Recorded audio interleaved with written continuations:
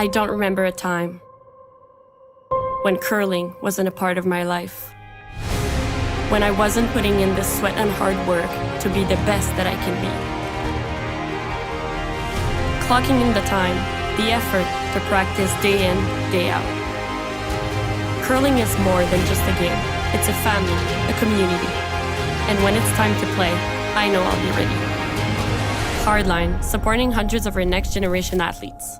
Swiss Chalet's festive special is back. Canada's favorite rotisserie chicken, cranberry sauce, stuffing, Lindor chocolates, and a scratch and win card where everyone's a winner. It's a tradition truly worth sharing. The festive special, only at Swiss Chalet.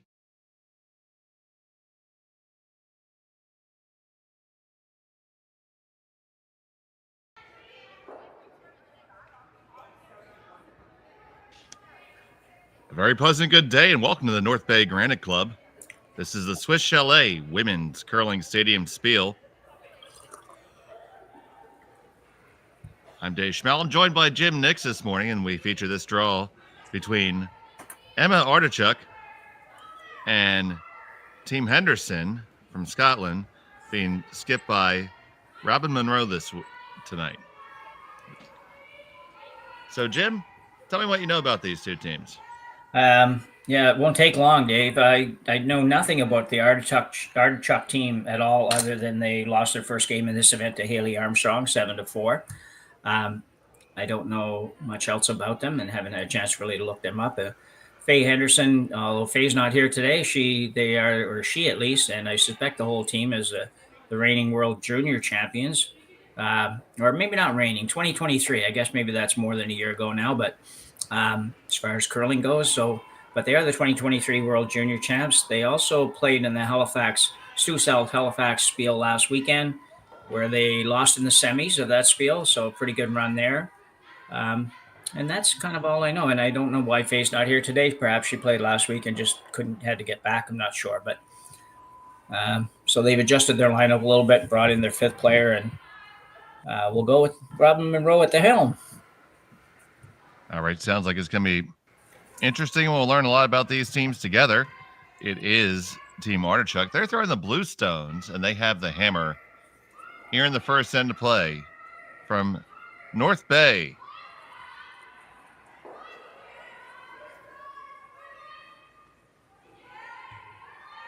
This event being sponsored by Swiss Chalet along with Curling Stadium. And Jim, I'll tell you, all I know about Swiss Chalet is apparently their fried chicken is to die for. Yeah, very popular restaurant chain up here in Canada for sure, and in Eastern Canada as well.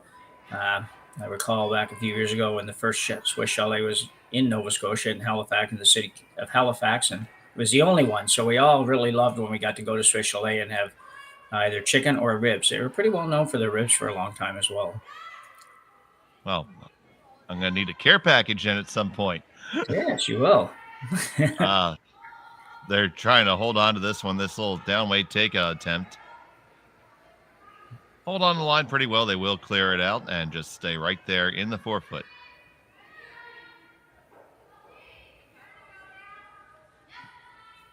Both teams seeming content to go up and down the ice a little bit here. This is the second day of action here at this event.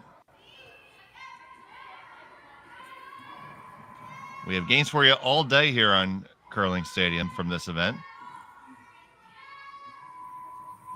with draws at 8, 11:15, 2:30, 5:45, and 9 p.m. So you can get yourself all cozied in and watch some curling with us today.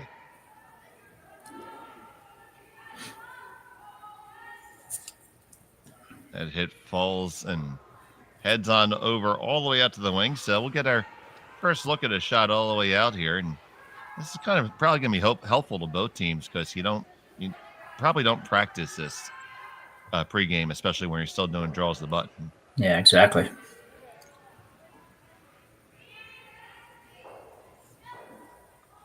So this is Jamie Smith.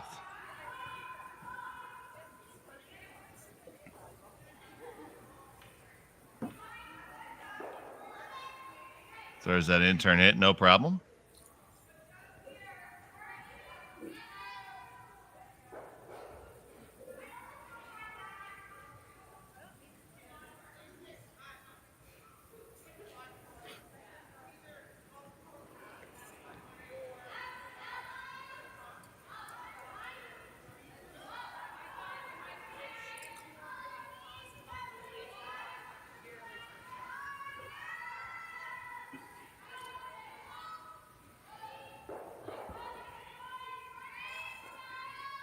Two teams continuing to go up and down the ice, just trading hits here.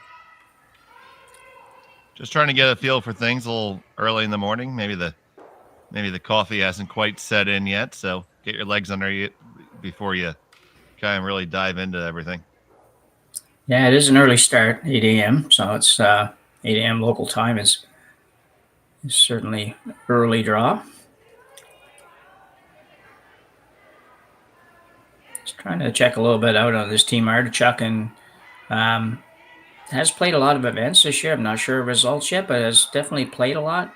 And Emma herself was second on the Laurier Golden Hawks team last year out of Waterloo, Ontario, the university team. Moved up to skipping here. I assume she played second last year on that team. So this would, I think, be a big step up. So very young team, obviously. Fourth year university last year. So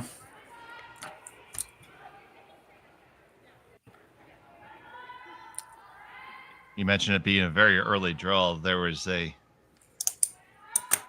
nobody likes the early draw at a Bond Spiel, and it's especially if you're running through the A bracket and end up still getting rewarded with it somehow. So some friends of mine made shirts, and then they were picked up by the outfit by a clothing producer, and the shirt just simply has a hashtag ban the 8 a.m. draw.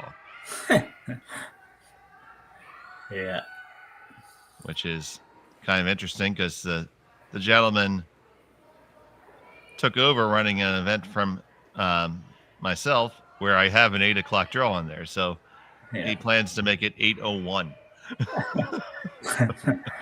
Yeah, you're just going to one up you a little bit, so to speak.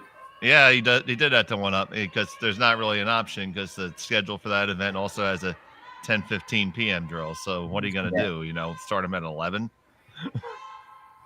Yeah, it's sometimes a challenge when you're making up draws for sure. None of the curlers like the early draws. Nobody really likes the really late draws.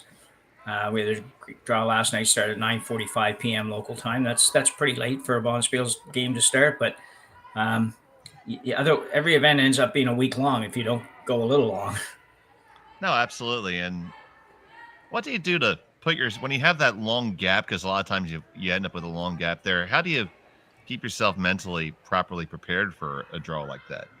Yeah, that can be a challenge for sure because you can only talk so much curling, and a lot of teams will find something completely different to do, whether it's go to an indoor go-kart track, or go to an arcade, take in a movie, whatever it is, just so you're not laying around the whole day. And most of these teams certainly would make a point of not letting that happen, where they just did nothing but lounge around the hotel for 8 hours. They certainly find time to go do something. A lot of them would actually go work out, which I never understood, but probably a good idea. It might be a big reason why we are the ones sitting here talking incessantly about curling all day. Yeah, as opposed to being on the ice somewhere. Yeah. Pretty open end here. Yeah, that one goes to the back rings.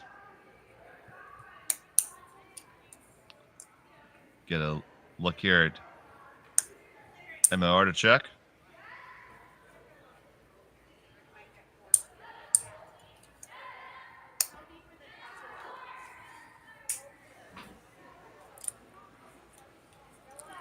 Fairly consistent first end so far in this event from what I've seen. Only done a couple games, but teams are certainly prone to playing as wide open a first end as they can get away with. Sometimes they can't get away with it, but they do like to take that first end to, as you say, just kind of get loose, warm up a little bit, read the parts of the ice that you haven't read because you really haven't seen much other than about one path. So it's a good opportunity to keep the weight up and just relax a little bit and get into game mode.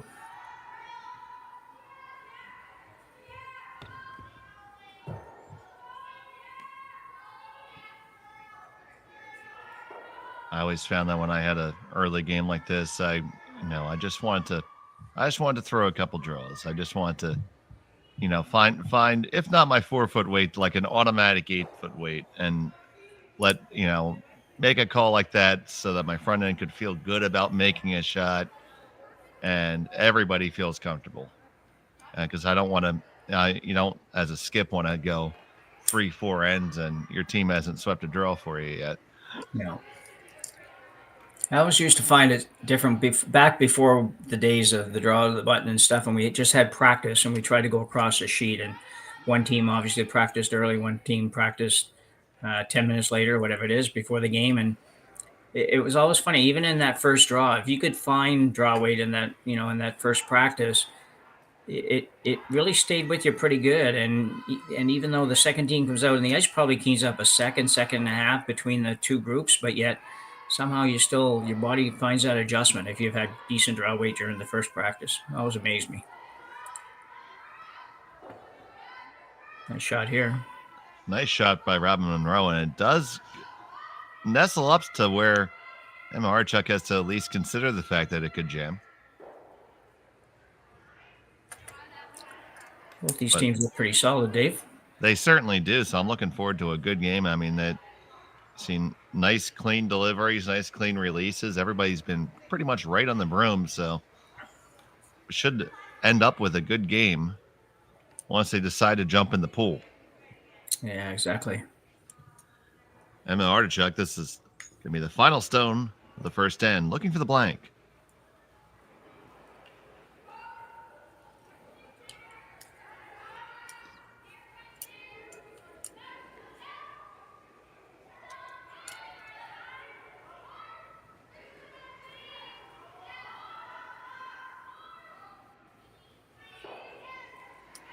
Well, no shortage to wait there. This one is on its way down there smartly. This is dangerously close to nosing it. And it just skitters on out. The blank is good. So Artichuk will continue to have the hammer in the second end. And we'll be back from North Bay right after this. You're watching. Handcrafted in Canada, Hardline's ice pad has revolutionized curling for over a decade. Engineered with top-tier precision and durability, it is backed by an unmatched 10-year warranty. Designed for curlers at all levels to sweep effortlessly with maximum efficiency, it is trusted by the world's best curlers, including Olympic and world champions. It is quite simply the best broom in the game. Hardline. Join the revolution.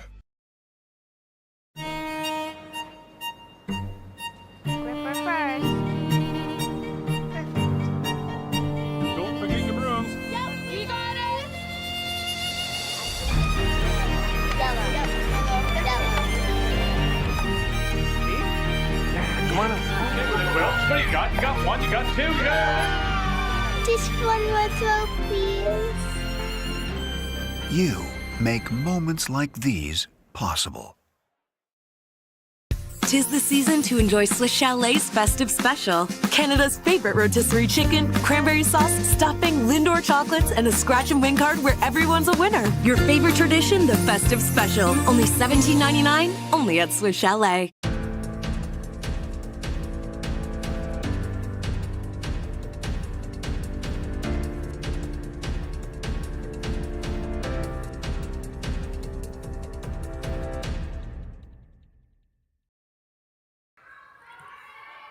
We're back here. It's the second end from North Bay, Ontario. This is the Swiss Chalet Women's Curling Stadium Spiel here from the North Bay Granite Curling Club. I'm Dave Schmel, joined with Jim Nix, and it's Emma Artichuk holding on to the hammer here in end number 2. Yeah, well played in by both teams in the first end. No glaring misses or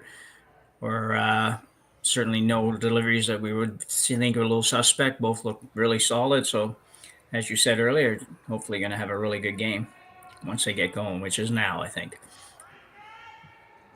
I am looking forward to that, my friend.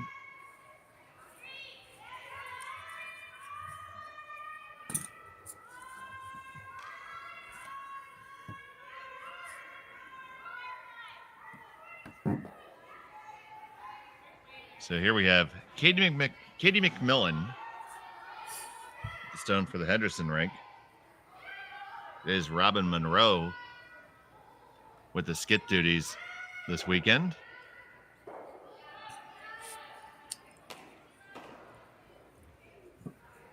This one will make it around the guard, and it's going to settle just at the top of the button.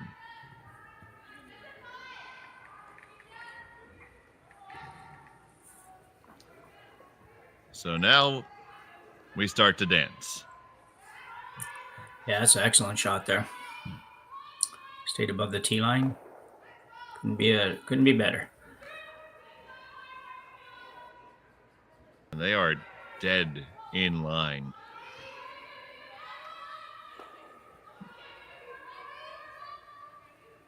Right along the center line.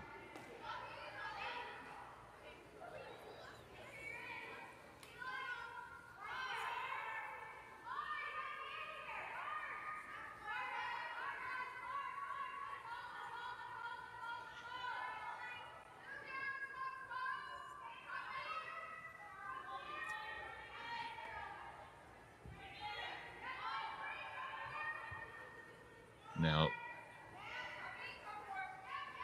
a nice shot returned by Rajala. Yeah, really nice. Ice has a nice finish here this week. It's it's been good all year, no matter where we've been, really. But certainly in the first couple games we did yesterday, it had a really nice finish as long as you didn't overthrow it.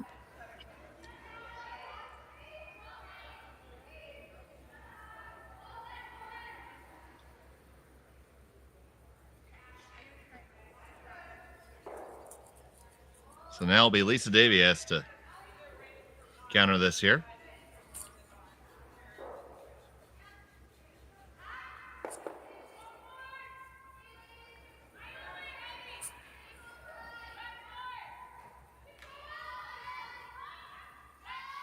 And see, right there, it takes a curl. It does. Now need to hustle to get past the guard. And they will just kiss it. They waited just an inch too long. It might have been a touch heavy too, but yeah, I think it probably was a hair, but you're right. I think if you had been able to just sneak by, you might have been okay. You might not have bounced off like that.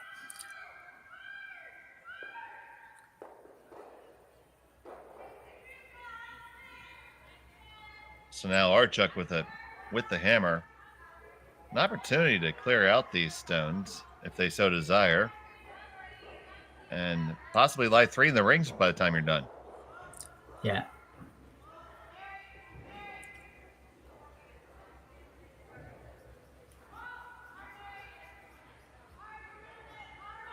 So here's Jamie Smith with the stone on the way.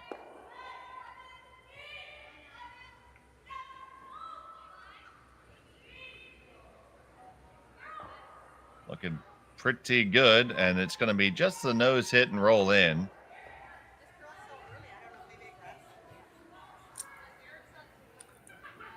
Nicely done, but yeah, I think you're going to have to see run back here for the Henderson rink. Might lose your back one, but getting a little messy in there. Although you don't have hammers, so you might like to just move them a little bit, as she's indicating. Yeah, they're talking about both the different possibilities there.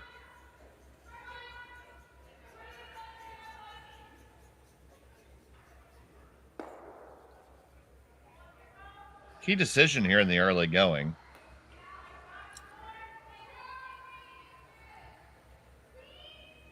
And it looks like they're not giving up on the end quite yet, Jen. Nope. Nothing wrong with this. It looks like both teams seem to have found draw weight really early in this one. So really, you just put another rock in play, just wiggle those a little bit. You'll have protection from the one you're throwing. And what I like about it right now for the red is the rock in behind is protected by those staggered blues. So you don't want to mess that up too much.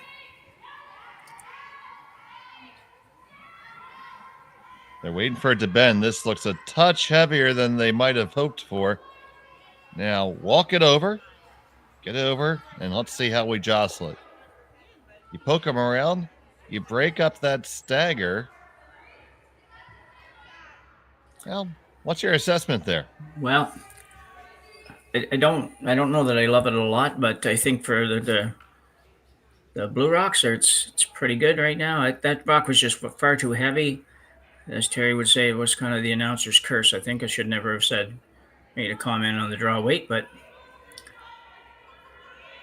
nobody curses better than Terry.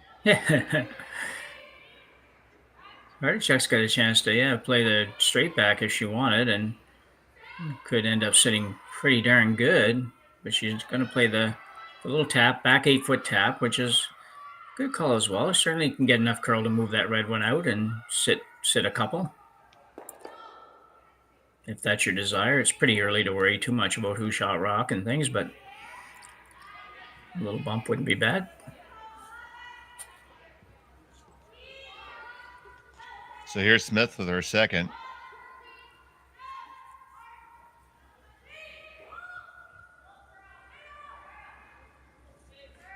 This one needs to come over. Now that we see this a couple times, it looks like right along that path, if you apply a little bit of weight, it runs significantly straighter. It's a couple of them in a row now.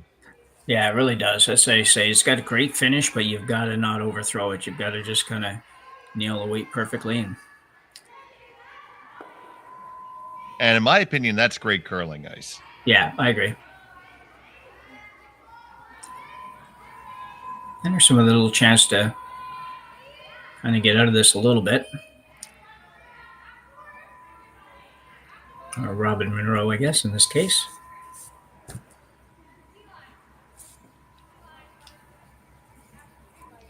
So the idea here is to just come tight on that guard and push it back and sit 1-2 there, top and bottom of the 4-foot, right?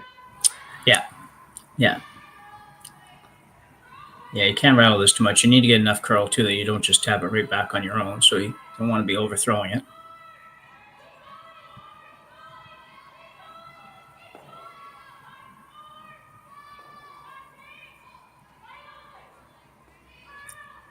This looks like it could be really good. Now needs to take that last little bit of break. Now coach it over. Are you going to get any roll? No, you really don't. Not bad, but I feel like that could have been better.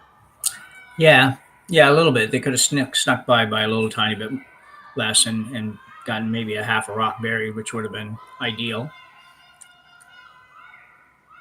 But lots of catchers there. There's a lot of catchers there. There's also a lot of blue rocks if you ever made this double. And that is precisely what is on Megan Smith's mind right now. Yeah, a little unfortunate for Henderson. They lined up quite the way they did, but still got to make this one. It's not a gimme. Saying it's just a little bit up. Now trying to walk it over. This is hanging out. It's going to get a piece, or are you going to get enough to make the double? On the one, no, you jam it there. Yeah. But you do lie 2, 3, 4, and 5. Yeah, the saving grace is the red one is nicely behind the guard, so that's much better than if it was sitting there wide open. It'd be a bit scary, but still a little bit scary. Got to make a good shot here and try not to set that double back up again. Yeah, I'm at least somewhat concerned. Although, if you make, I think there's a triple there. On the blues? Yep. Yeah, I think so too. I don't know how hard she's going to throw, but she hasn't got any ice, so she's not going to just throw draw weight at it. These teams all throw with, well, the young teams all throw with lots of rotation. This is pretty firm. Looking pretty close. You're going to get on the first one, push the second one. Oh, and that's it. Just need to come up a touch. Yeah, it didn't need much. You're right. It was a good shot. Excellent shot. Once again, there is a double. Not an easy double, but there is a double here.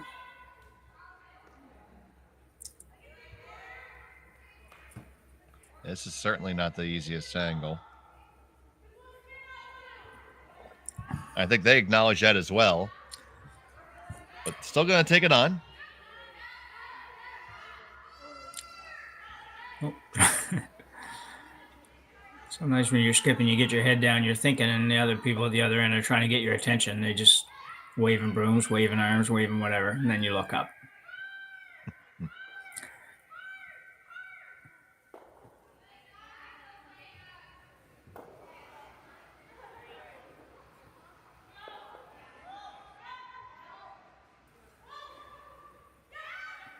This one needs to get there, holding the line. Just need a little sliver. 1 and 2 off the back. Do you still clear it out? Now you lie shot on it, but red is second and third. So close to being so good. Yeah, it truly was. And for the Henderson rink, they're, I think, pretty thankful right now. It certainly looked like that could have been just a lot better than that. It just had to stay a little bit better for them, and they would have ended up with a whole lot of blue ones and no red ones. So fortunate in a way. Now the question is, do you ignore that blue one and come around? And I think you almost have to. I think it all depends on who you think is line second here. Yeah, it is really close all the way around. Yeah, I think you're right. The first call, though, I think reds are second and third, but definitely second with the one at the back and one on the E in college. Yeah, that might be a little closer to the blue one. I have some friends who'd say there'd be an easy way to figure that out. Just throw that big crosshouse double. Yeah. Yeah. Yeah. Yeah. That, of course, is much easier to call sitting on my recliner.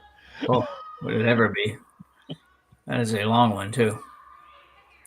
The angle's right. We'll say the angle's right at least for it, but yeah, you better throw it hard.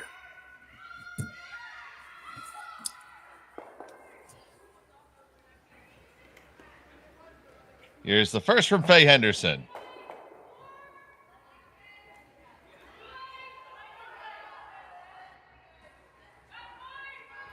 Just electing to throw the draw. We didn't want to touch it because it looks like it might be just a pound heavy. Now coming down nicely.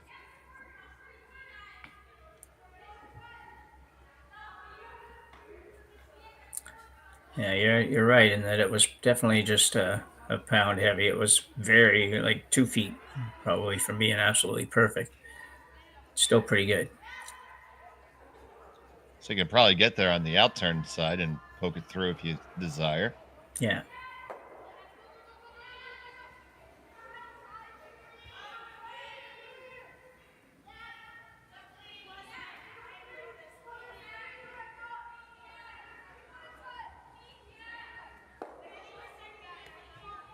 Looking here at angles of running the guard in. I won't lie, Jim. I'm not in love with this. Yeah, I don't know if I am either, but I don't know that. I mean, if she plays to come around to the red, I guess if you can come on the outturn and tap it right out and sit 2, that would be perfect. I think she's getting a little nervous about what she might have on her next shot is the problem.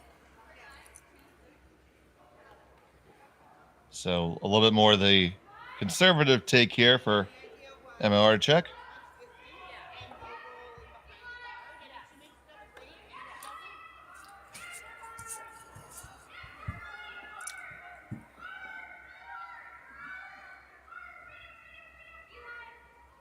Yeah, it's never good to be sort of bailing on your skip's first rock, but it might turn out okay for them.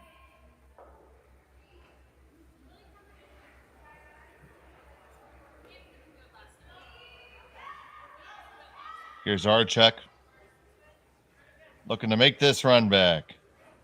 Over curling. It's over curling, and it's going to just still catch it. Oh, and get through there. How about that? Yeah, nice shot. I thought it had already gone past the point. You'll see it here. It looks like, they had to do all they could to hold it. And for a little while there towards the end, it really looked like it was going to curl just that little bit too far. It took another millimeter or so, and she doesn't touch anything back there except for the one way back. As it was, she hit actually a pretty good chunk of it. Still there, though. Still there to be used. But now with taking this hit here, if made, likely, despite of all these stones, will put a force on. Yeah, exactly. Yeah, it is. There's a lot of rocks technically in the house.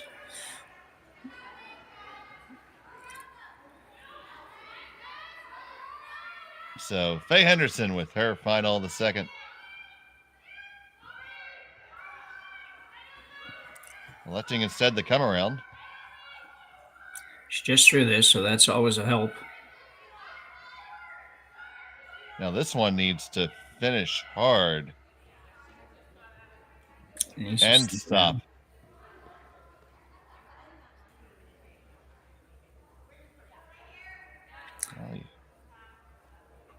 It's back a little further, so it gives the Artichuk team a little bit more opportunity to play the tap. You have a little bit more room to work with.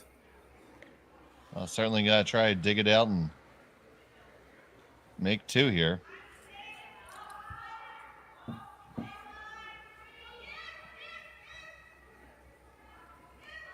Are you surprised by the call, the draw there?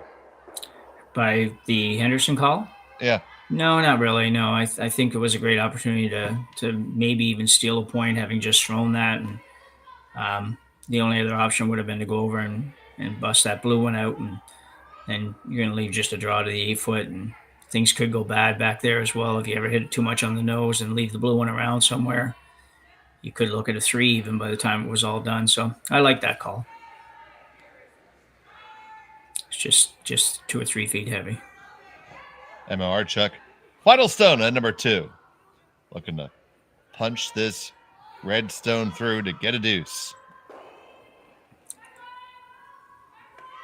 Very delicate shot. On it to hold it now. You're by, carve it over, gotta get it just right. Don't want to jam it. I think it's perfect. Gonna make the tap. Do you push it past far enough? Yes, you do, and that's a score of 2. Great shot by Emma Artichuk as she takes a 2-0 lead after 2. Here from North Bay. We'll be back here watching Curling Stadium. Hey Canada, head on down to Montana's for our 50-day aged 7-ounce sirloin flame grilled with 2 sides and onion rings, all for just $25.99 every day. Premium steak without a premium price. Only at Montana's, Canada's home for barbecue.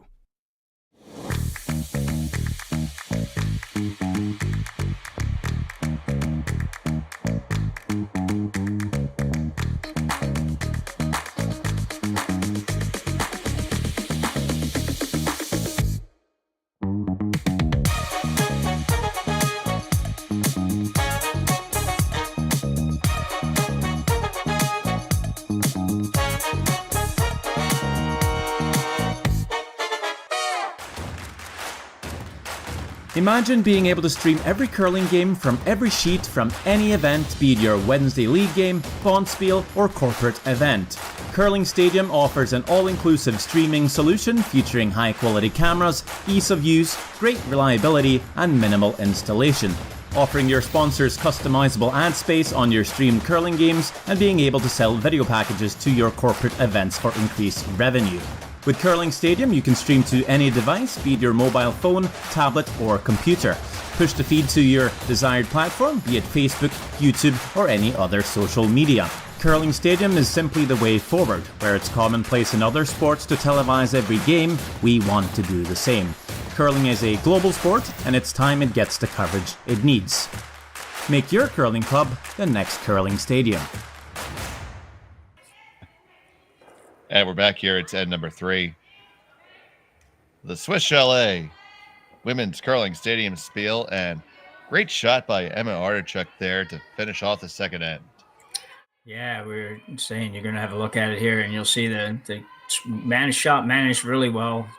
inside sweeper a little bit early, outside sweeper to finish it off, and Emma made this look much easier than it was. It was not easy. You could barely see it, if at all, went the other end of the rink, and they made it look like a wide open draw to the 8-foot or something. So it was well done. If we see that shooting the whole time, this should be a fun game to watch.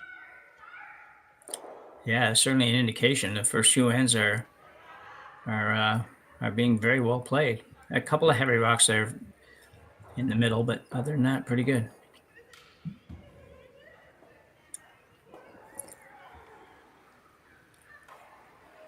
This event coming to you from the North Bay Granite Club, a nice 6-sheet facility.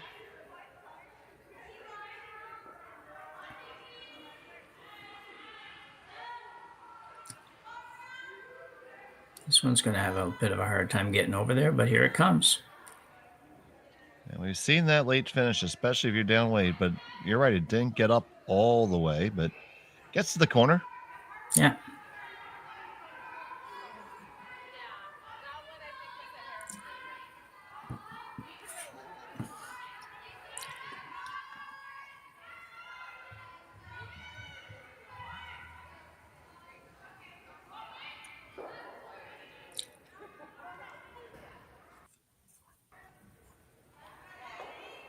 Just looking for about back 4-foot weight on this shot, I think. Back 4, back 8 at most.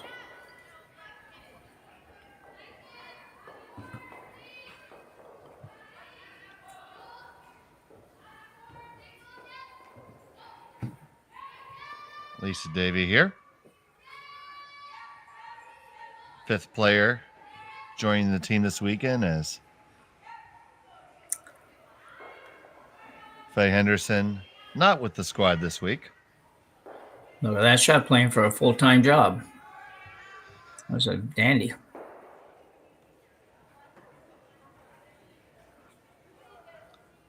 Still lead stones, actually. Sorry about that.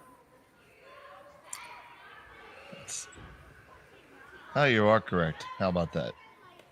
Although you make a good point. It's interesting oftentimes when you see the 5th player come in and really perform extremely well. Like we saw with Adam Casey a few weeks ago. Yeah. It's sometimes you start to wonder a little bit. It's all sports really, that when somebody's not playing quite as well and they bring somebody in, and then but the full-time person still gets to play. Sometimes you wonder, like, why? Whether it's baseball, football, curling, whatever it is, like, why wouldn't they just leave the person in there? But lots of time in the case of curling, the 5th player's there by personal choice, and they would like to. They know they don't want to play full-time or don't have time to play full-time, or whatever it might be. More than happy to play an event, more than happy to play a game here and there, but really not looking for a full-time job, if you will. That's really good insight, Jim, because I don't think the average curler really realizes that. They think that if the team has 5, all 5 of them go around every week, and they certainly don't. No. Very few teams would do that. A couple of the top-end teams, and I think a Holman's team and whatever, it's a couple teams, the 5th player will make it to almost everything, but rarely does that happen.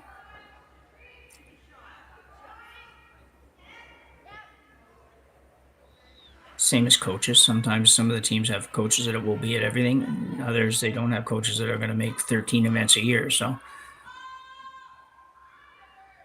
one back looks pretty good here. I know, at least with some of the smaller national organizations, the coach actually, will step out on the ice and play sometimes. Here's a look at that shot. Yeah, this is a real good shot. I don't know that she could have made it better. There might not be enough room between the reds to get both reds, but this is a really good effort. And it rolls off a little bit. The only bad thing, I guess, at all is it sort of sets up a semi-corner guard for the Henderson team, but you can't make everything sometimes.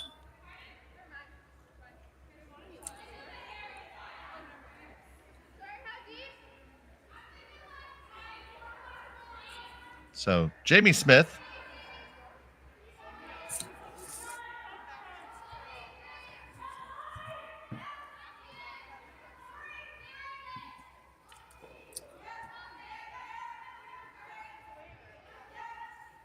This one's going to come across the center line and get underneath that corner guard. How far under? A little better than edge on edge. Yeah, it's not bad. It's you're sitting 2, but certainly an opportunity for Artichuk to make that hit and roll that she just indicated, or play the top one. So we'll see which way she goes. Like the hit and roll.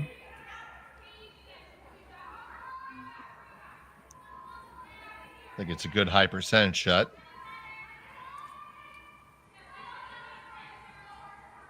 Yeah, and unlike some of my teams, sometimes me included, everybody here seems to throw the weight they're asked to throw. So that's always a helpful situation.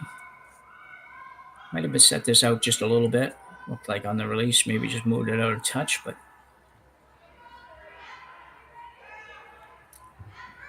working hard. Looks like probably on the nose.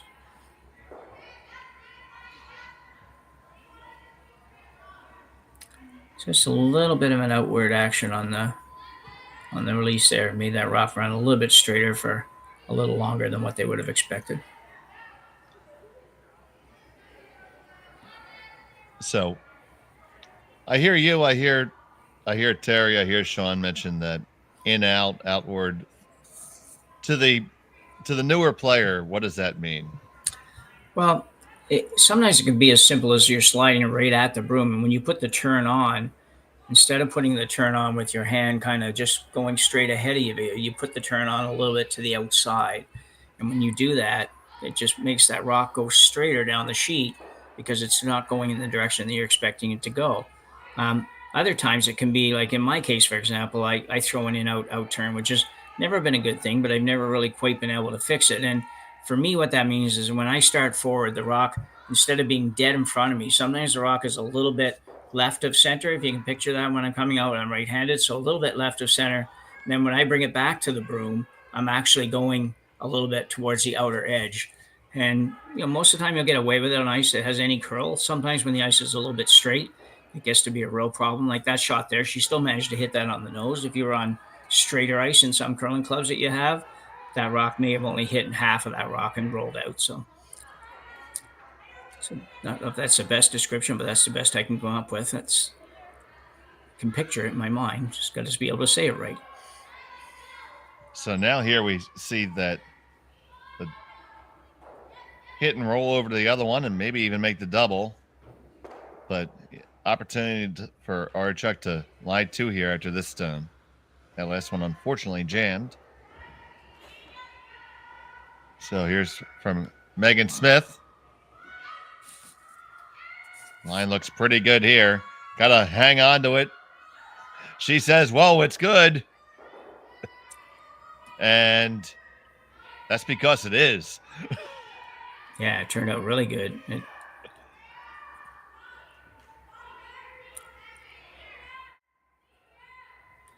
See it again here. Megan definitely wanted them to get off it. I think that if they were playing the double, they actually had it a little bit thinner, but it all worked out in the end. Sweepers just ignored the thrower, which is usually what you try to do if you have both people hollering. You try to just go with the person in the house. Usually, sometimes it's just whoever yells the loudest, Dave, that gets the reaction. So sometimes it's a skip on the adjacent sheet. Yeah, sometimes that as well. Yeah.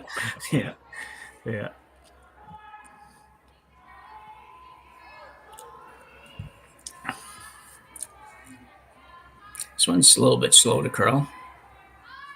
It is now finding its way across. The question is, does it have enough steam?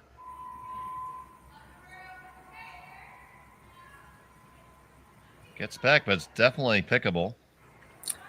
Yeah, for sure. Great sweeping job by Lisa Davies, our fill-in for this event. Good job getting that to go over as far as it did.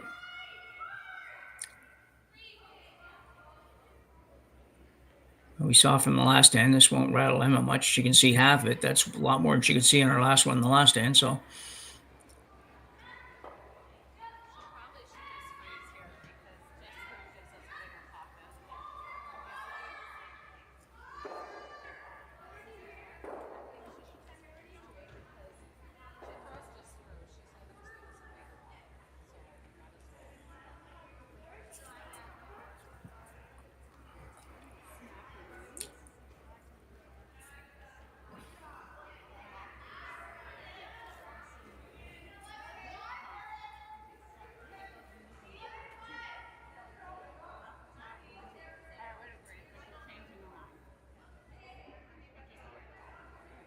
Now, Emma Artichuk settling on in.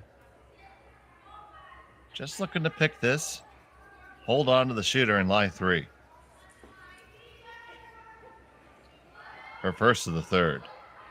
Right off is the first call. Right off, never.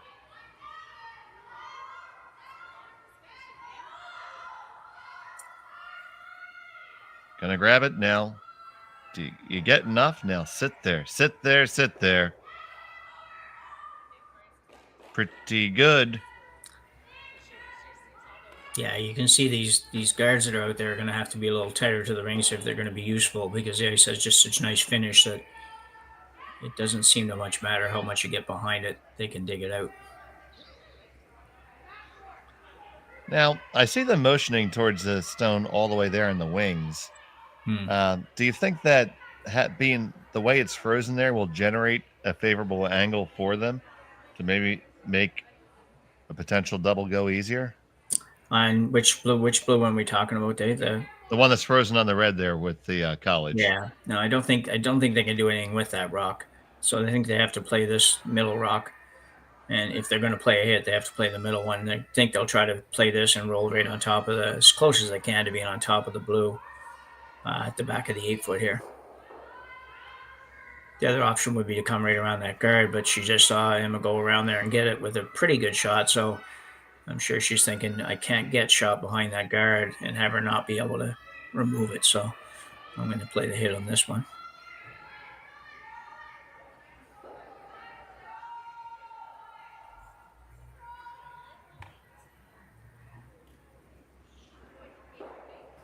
So Robin Monroe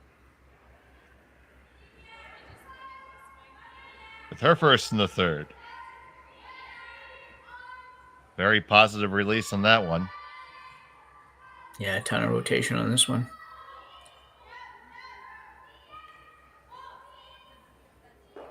Gonna come up right to the nose. It does lie shot.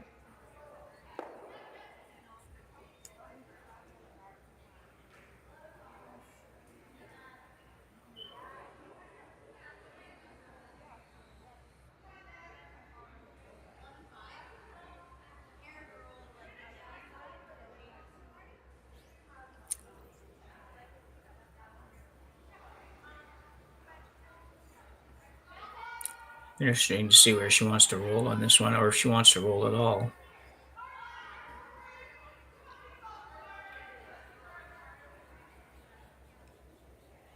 I guess if you roll next to your other rack, you're forcing a draw to the 4 foot.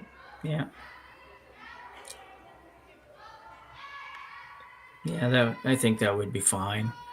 Could also try to roll just to the opposite side of the button and make the removal of the blue one a little bit harder.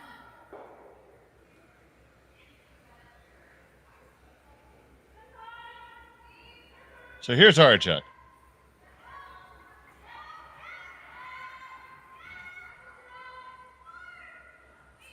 Holding this one. We see this one coming across that center line really hard. And it's going to be right up against our own. So the force is on. It's just how they want to be forced here.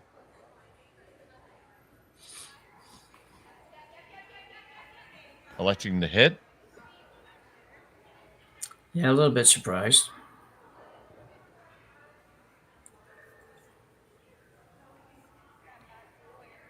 But quite a bit of room to work with here. You can hit it a little bit on the inside and be okay. You can hit it on the nose and be shot, and you can probably even just go a little bit past nose and still be okay. So there's a lot of ways to be right here.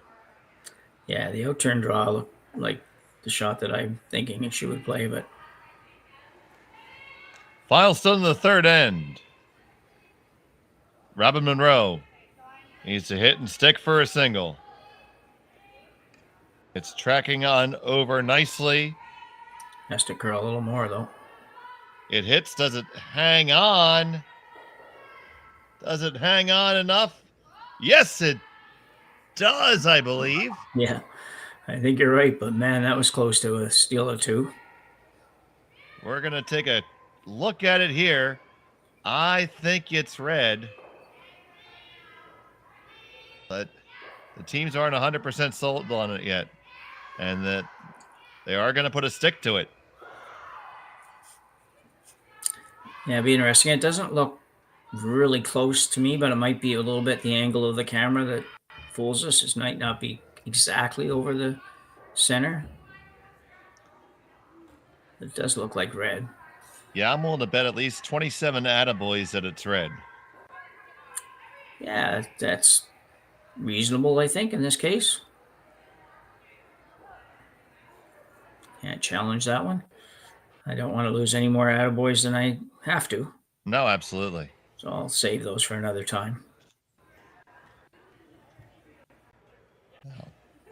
I'll make plenty of errors that you can earn chips on me back. You'll earn some attaboys in return. All right. You mentioned that Terry Corbin mentions the announcer's curse. Yeah. Yeah. I have been very famous in screwing up blank ends of late. Oh, is that right?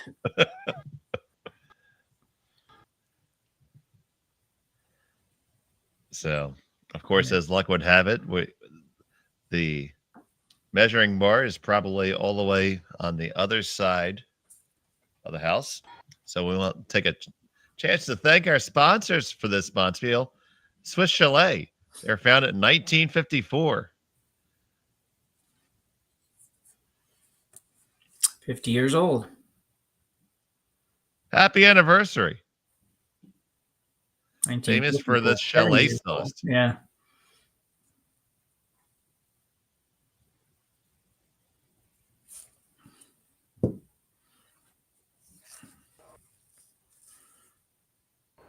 Okay. A very fast measure there.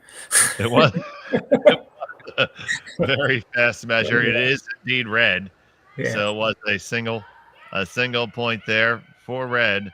And we'll be back after this. Swiss Chalet's festive special is back. Canada's favorite rotisserie chicken, cranberry sauce, stuffing, Lindor chocolates, and a scratch and win card where everyone's a winner. It's a tradition truly worth sharing. The festive special, only at Swiss Chalet. I don't remember a time when curling wasn't a part of my life. When I wasn't putting in the sweat and hard work to be the best that I can be. Clocking in the time, the effort to practice day in, day out. Curling is more than just a game. It's a family, a community. And when it's time to play, I know I'll be ready. Hardline, supporting hundreds of our next generation athletes. For over 20 years, the Sandra Schmel Foundation has granted more than $9 million to hospitals across Canada for life-saving equipment for premature and critically ill babies. In the past 4 years alone, $4 million has been granted thanks to the curling community's incredible generosity. The need continues year-round, and with your help, we can ensure every baby has the chance to grow up and become a champion, just like Sandra. Join us this March for the House of Hearts Charity Bonspiel in Duluth, Minnesota. Help raise funds for Project Joy, who provides meals for hungry kids in our community. Every donation helps to ensure no child goes hungry. Join us and make a difference. Together, we can spread joy. Yeah, I probably just... And we're back here in end number 4. It was that measure that got a single point for Team Henderson. Robin Monroe was able to just hang on for that hit. I'm Dave Schmel, joined by Jim Nix on this fine morning in North Bay, Ontario. It is the Swiss Chalet Women's Curling Stadium Spiel. Now the hammer swings on over to Emma Artichuk, and a little scary there for Robin Monroe there in that last one. Yeah, it was. That rock was rolling pretty good and being swept pretty strongly, and it was, 2 more inches, or probably 1 inch, and she gives up 1, and 2 or 3 inches, and she gives up 2. So, just had to hit a little thicker to be safe, but managed to get away with it. It's going to look the same on the scorecard as a perfect shot. That's exactly right.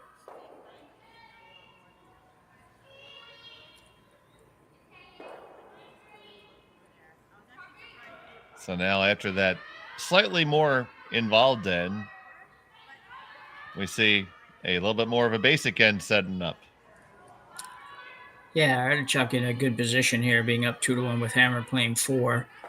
She could manage to put a deuce on the board here. She'd go to the break in quite a strong position for the second half.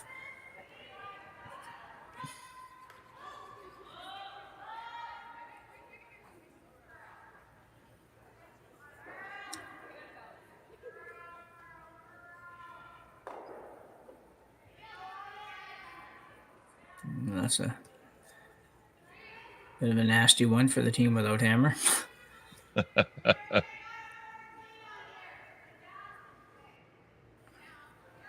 One of those little lobs. Yeah.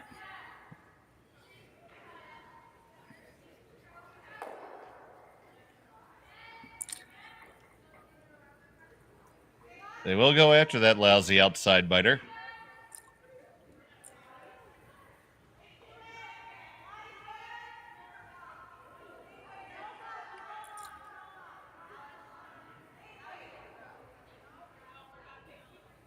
And we have the 5th player in the team, Lisa Davey, chasing that one.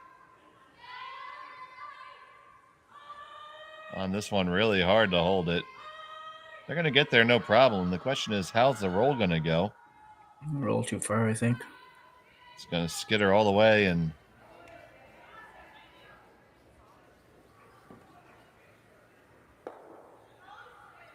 almost went from being a front biter to a back biter.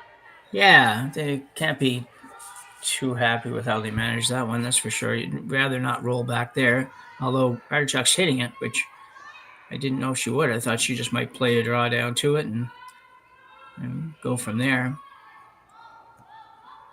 Yeah, it was definitely a little bit of a missed line call there because I feel like the thrower had a good beat on. They had to get off of it there. Yeah, she was trying to get them off at the end, and wouldn't have taken much. No. Well, yeah, and that's something everybody has to remember too. We're really talking about, hitting, 3/4 to an inch more of the rock or so, and that's not a lot, to make a difference of 4 or 5 feet in the roll. Especially after 146 feet of travel. Yeah.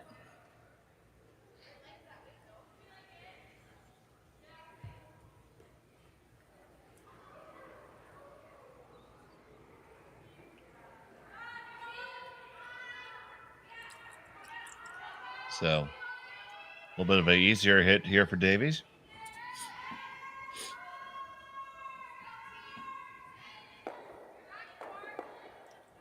Trying to work it over. This one's just going to be dead nose.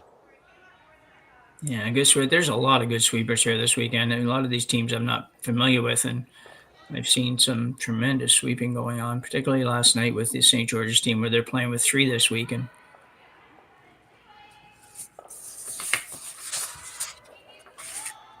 Emily Riley was playing lead and doing a lot of sweeping, and man, strong sweeper.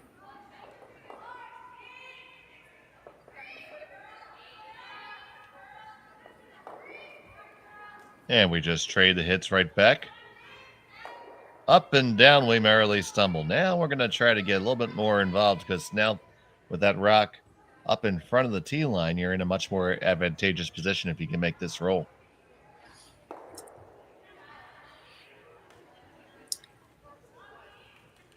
Yeah, I think if you make the perfect roll here, you're going to be behind the button, but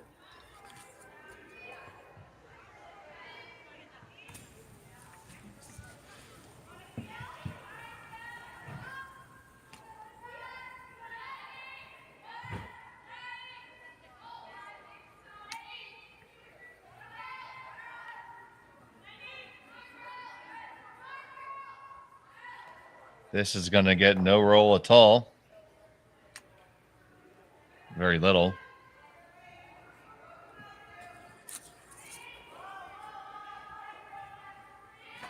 it's one thing I've noticed is that, the ice is obviously great, has great finish, and the rocks appear to be fine, but they don't quite have as lively a striking band as some others that we've seen over the season. It takes a little bit less of the rock to get a good roll. And like everything, that's just part of the game. You have to, you're playing with the rocks that are with you, and you just make adjustments. And your teams that see that and read that fast are going to be the ones that are playing on Sunday. Yeah, absolutely. Yeah. This one is hanging out there a good deal, and it's going to roll on out. Yeah, that's a big rollout too. Because jumping that opportunity to draw underneath. Yeah, and with the guard being Henderson's rock, it's a lot more appealing to go around this one. So Haley Duff. You say just top 4 is ideal here? I would think so, yeah.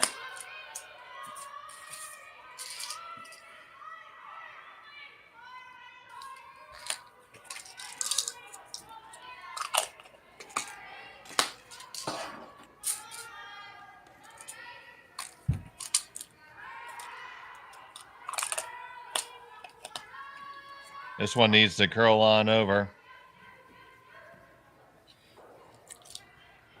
Well, they got it just far enough that they can't make the roll and go under, but yeah, just need a couple more feet of weight.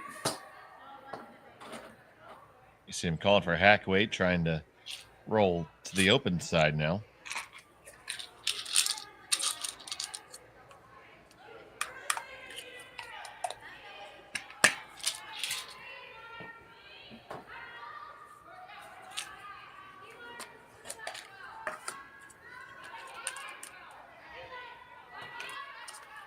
Here comes the stone for Megan Smith.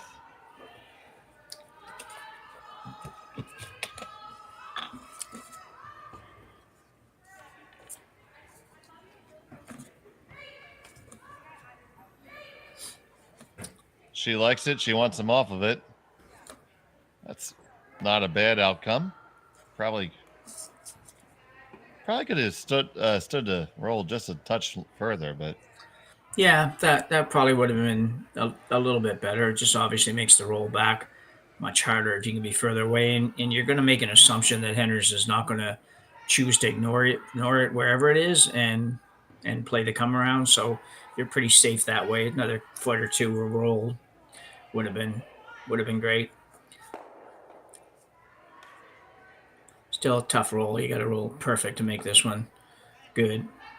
Your guard's nice and tight to the rings, though, so at least it's, she doesn't have a lot of room to come by and get you if you can make a good roll.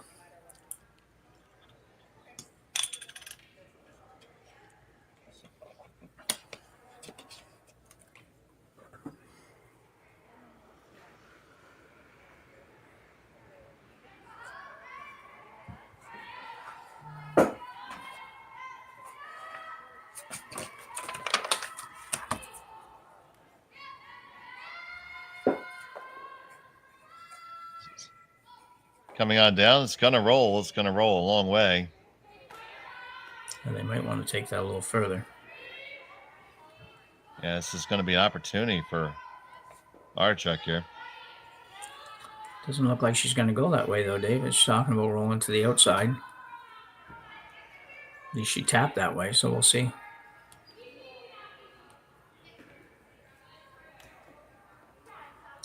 It's not an end you would normally be excited about blanking, but you also don't want to give up a steal. But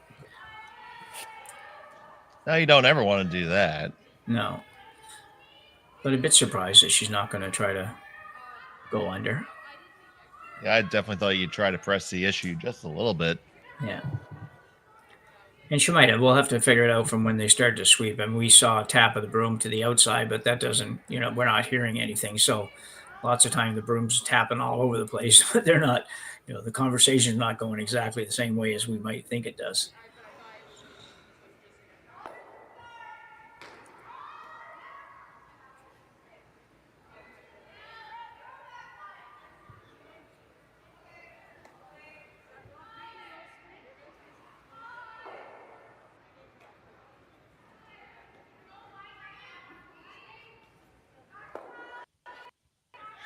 First of two for Emma Artichuk. And they are going to go for that roll. Trying to get to the outside. And they do roll it there a little bit, so they get what they called.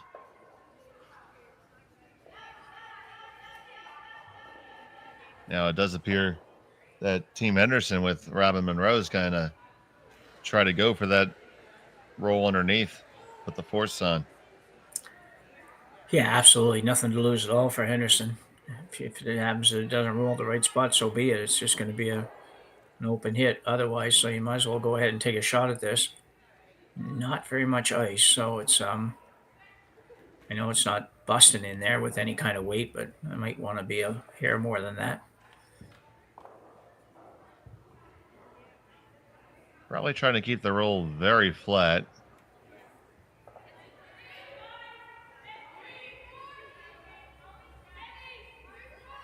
It is firm weight. Now they're trying to make it curl. Looks like she might have popped it out just a touch on the release. It's curling up now. Get the hit. Do you get that roll? Come on, push it over. And that's all you're going to get. Yeah, no surprise that she might be a tiny little bit heavier on that than what they were thinking, but I would guess, my guess is that she didn't want to be quite that heavy, so it does stay there really nicely. And you're right, I thought maybe she might have pushed her out a little bit too, but still, pretty darn good. Good teams, these teams. I like it. Final stone at number 4. Emma Artichuk looking for the blank.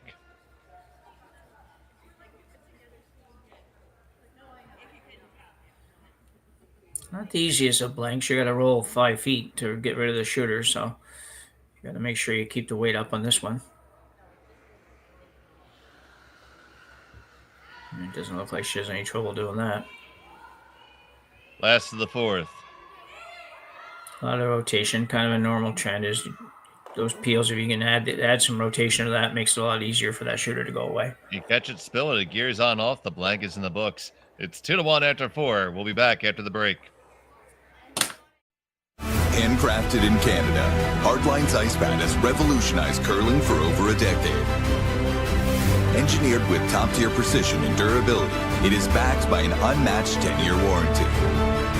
Designed for curlers at all levels to sweep effortlessly with maximum efficiency, it is trusted by the world's best curlers, including Olympic and world champions. It is quite simply the best brew in the game. Hardline. Join the revolution. Hey Canada, head on down to Montana's and get the best of both worlds. Enjoy our 7-ounce sirloin aged for 50 days, flame grilled and served with your choice of 2 sides and onion rings. Just $25.99 every day. Plus, for a limited time, add a Canadian lobster tail to surf your turf. Only $10 more. Dive into this or our lobster spinach dip, lobster mac and cheese, and more. Only for a limited time. Come for the barbecue, stay for the flavor. Only at Montana's, Canada's home for barbecue. This is it. It all comes down to this rock. The hours in the gym, the weeks away from my family. This is what I've been training for. And all those voices trying to tear me down, I'm here to silence them. We've given everything we have for a chance to get everything we want.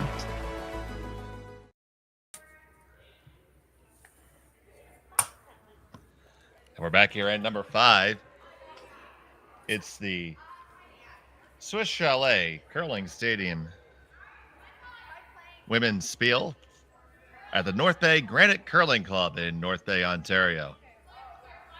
Thank you for joining us today.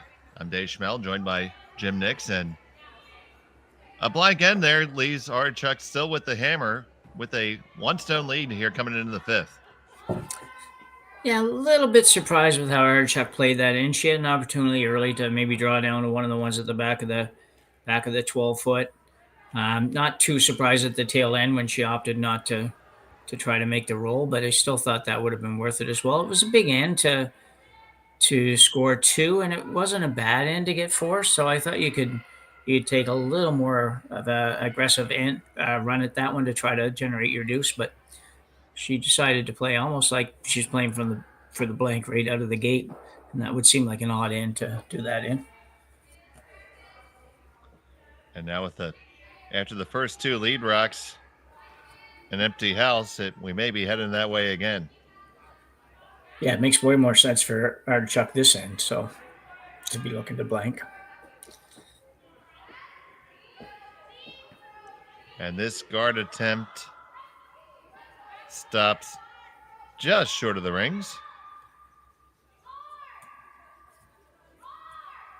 Yeah, very nicely done. On the center line.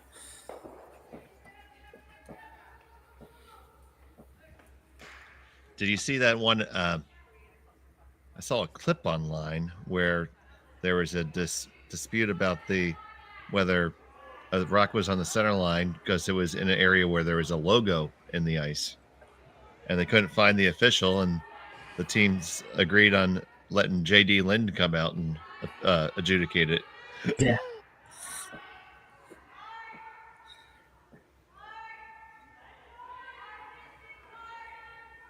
That can get a little bit tricky with some of the sponsor logos, because obviously we are tremendously appreciative of all the sponsors in curling and want to give them their due.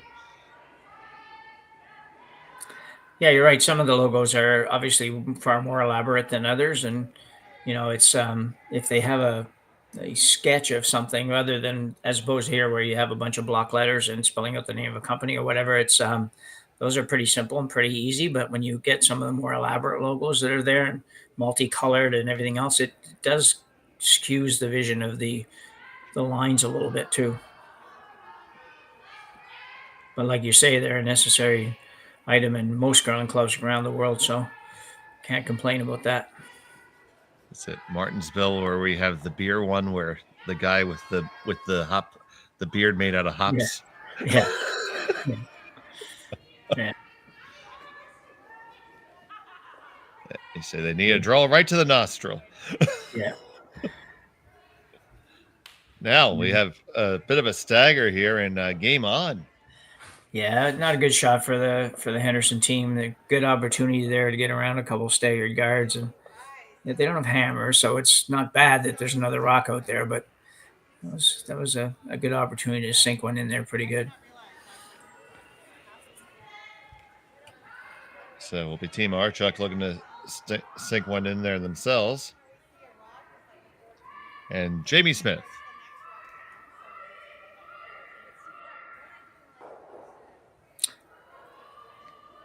This one quite a bit heavy and quite a bit wide and quite the bit through. So a second chance for Henderson.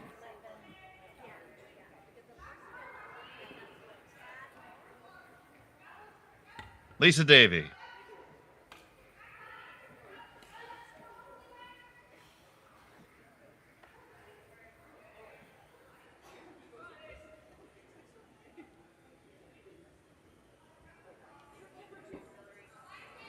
Getting another crack at the apple.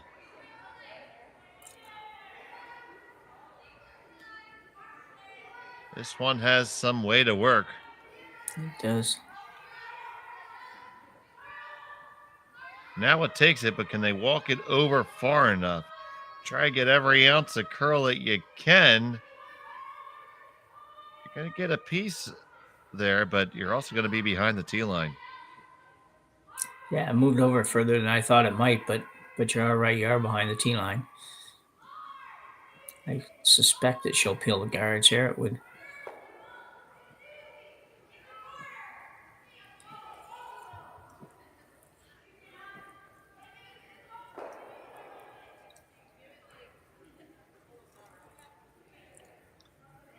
And that is what is forthcoming. Yeah, it's a pretty simple looking double peel, really. Just half a rock on the outside or 3/4 of a rock. Either one will make the double peel. You definitely want to make the double peel here. You don't want to just get one of them. It's going to curl a bit, I think. You're trying to go straight, but I don't think you want to go straight. You got one and you're spilling that opponent's rock in, leaving them lying 1-2 in the 4-foot. Yeah, I'm not sure why they were not trying to make that curl a little bit as opposed to holding it. Now, they weren't doing much of anything, to be fair, but if anything, they seemed to be trying to hold it straighter and definitely needed to curl.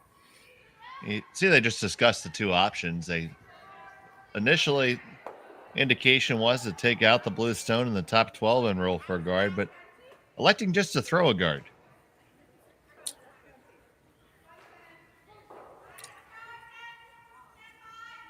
Yeah, it's a good setup for Henderson. So the guard, it'd be easier to get the guard on by throwing the guard than it is playing the hit and roll. But and you're down one, so I like this call better than the hit.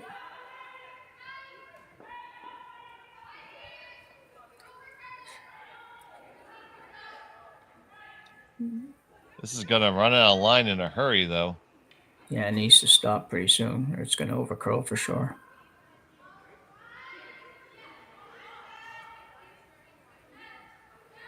Well, it's out there. It's a long way out there.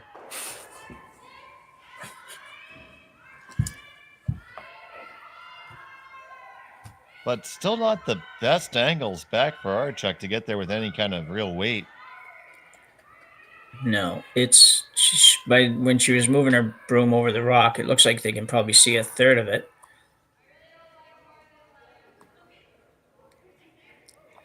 I could see taking a run at this and just, icing it so that if you're going to be throwing peel type weight, icing it so if you do miss it, you take the guard off.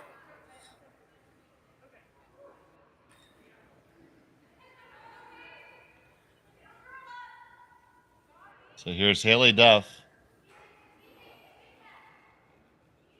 You need to hit what you can see here.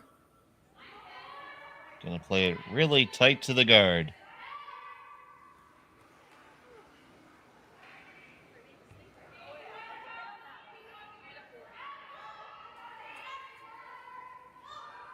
Gotta paper the guard. Paper it. Yes, you do. You're off of it. Now you get 1 and 2. You make the double takeout. Great shot by Haley Duff. Yeah, that was a Danny. Really well thrown in. Didn't throw it, parking lot weight. Just threw nice, solid weight. It's all about the line. Didn't even need very much help. Sweepers do a little tiny bit here to hold it straight, but really, Hillary did it pretty much on her own on that one. Hits it perfect.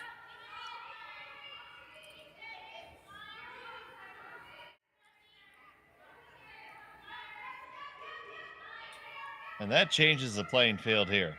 It does.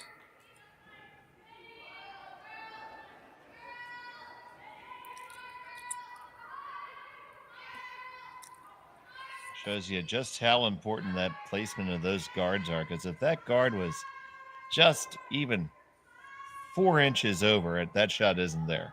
No, not at all.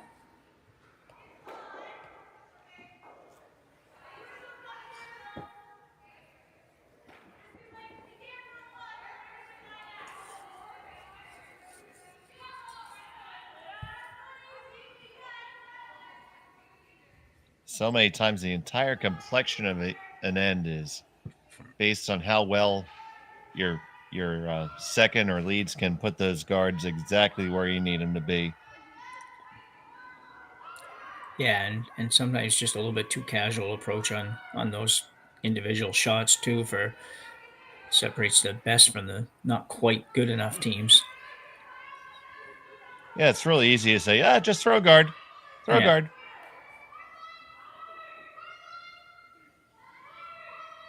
But that perfect guard is every bit as difficult as drawing the pin.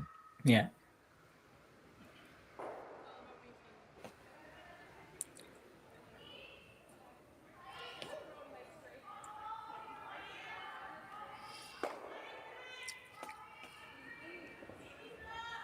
So, Megan Smith looking to put one underneath cover here.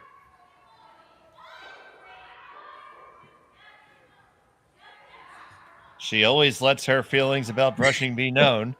Yeah, I was thinking the exact same thing. We've seen that pose numerous times. She's played a great game, and every time she does that, she seems to make a perfect shot. But it is an interesting pose that comes up probably 3 times now. We've had that exact same pose, so she's close when she does that.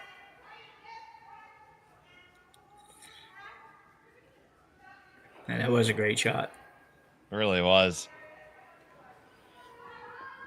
Don't know if Henderson can get around the guard tight enough to move the blue one out. Or if you opt just to play the freeze to it, it's an option. Could freeze. You could also run your own. You could run your own, yeah. But if you ever miss that, you've just given them 2. Yeah, it's you'd like to think she'd be close on it. It's only about 4 feet apart, but just the same. It's an angle, and somebody's got to call it perfectly, so looks like the freeze here.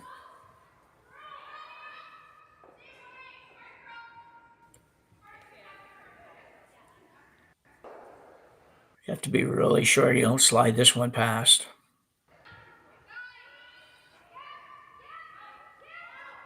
Yeah, because for the Henderson, Rankin, Monroe, if they could ever work this into a force, that's good for them because they could take that hammer into 6. Yeah.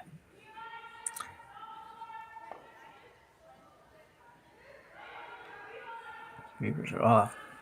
Makes you think it's a little bit heavy. I'm about ready to do more than think it's heavy. This one needs to turn. It does slide past it. How far? Back to the 4, back to the 8, back to the 12. Unfortunate time for a half shot there. Not even a half shot. Yeah, no, absolutely right, Dave. It's anywhere short of that blue stone, it's pretty good. It makes the 2 certainly a challenge for, at the very best, a challenge for Artichuk. Now you're looking at 3. If she puts this one in a good spot, she puts it in the same place as her 3rd put it a second ago, she's going to have a hard time preventing a 3. She might be playing that slash that you're pointing out a minute ago and hoping.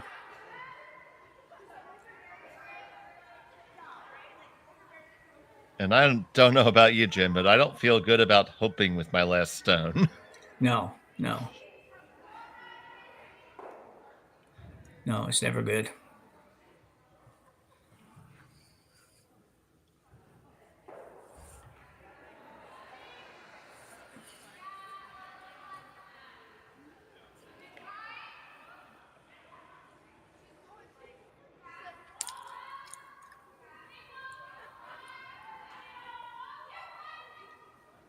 So, Emma Artichuk with the first of Skip Rocks in the 5th.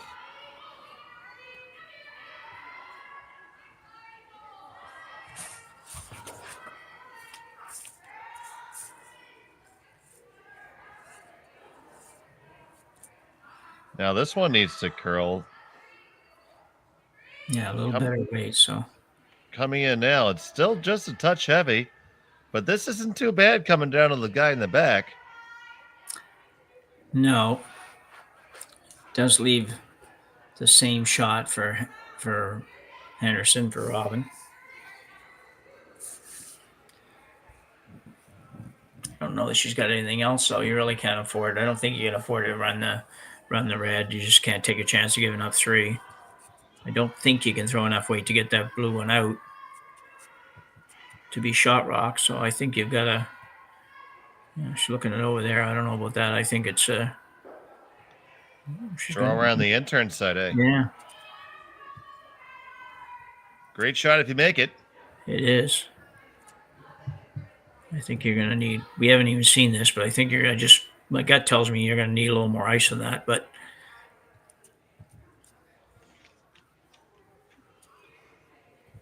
Yeah, I would feel comfortable with a blade more there, but we'll see. Yeah. Huge, crucial shot here for Robin Monroe. So if you had to place it, how deep do you want it, Jim? I wouldn't mind being just. I would like to be full 4 foot just. So I'm shot rock and right behind my red. That's where I'm going to be. All right. Her final, the 5th. Waiting on it to curl. Line looks pretty good. It's all about the weight now. Now it's taking the curl. Let's walk it over. Let's drag it there. Gotta get it there, ladies. Come on. Gotta get there. And can you get there? Be full 4 and shot stone? By God, you can. That's a great shot.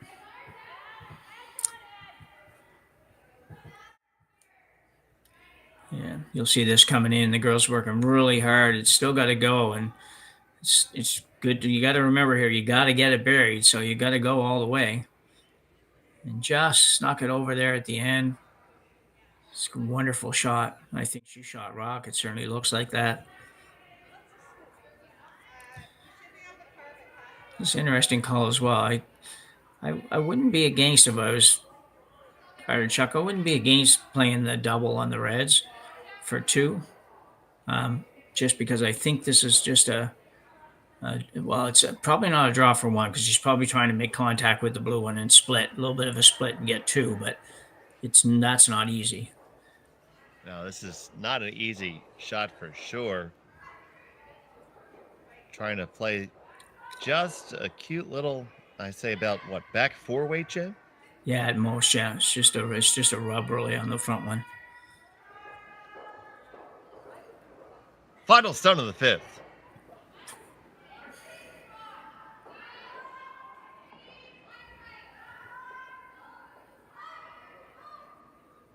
Megan says no. She says, don't you sweep that. Don't even dare. Don't touch it. Now let's walk it over. Come on, you got to get just a little piece. Just a little piece. A little piece. You got a little piece now. Are you shot? I think you are. I think it's the score of 1. We might be in for another measure here. Yeah, this is close. No, 1 blue. And it is 1 for Emma Artichuk, and she takes a 3-1 lead as we head to 6. Here from North Bay, you're watching Curling Stadium. We'll be right back after this. Handcrafted in Canada, Hardlines Ice Pad has revolutionized curling for over a decade. Engineered with top-tier precision and durability, it is backed by an unmatched 10-year warranty. Designed for curlers at all levels to sweep effortlessly with maximum efficiency, it is trusted by the world's best curlers, including Olympic and world champions. It is quite simply the best brew in the game. Hardline. Join the revolution.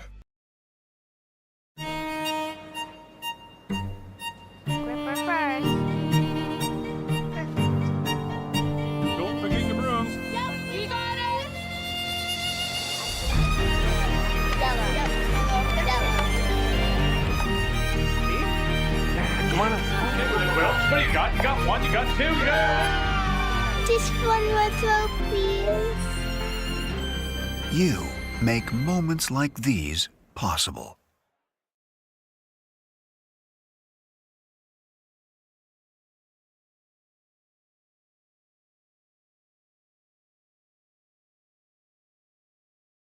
But I can't go to Mano. And we're back here in head number 6.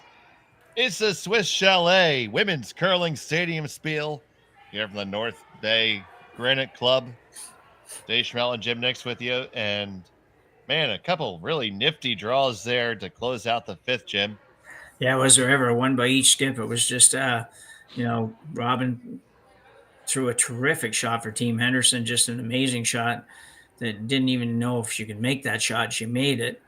And then Artichuk decided to play the outturn, trying to get 2, but realistically 2 was going to be really, really tough, and made a terrific shot just to get to 1. So, yeah, the Skip stepped it up in that end for sure.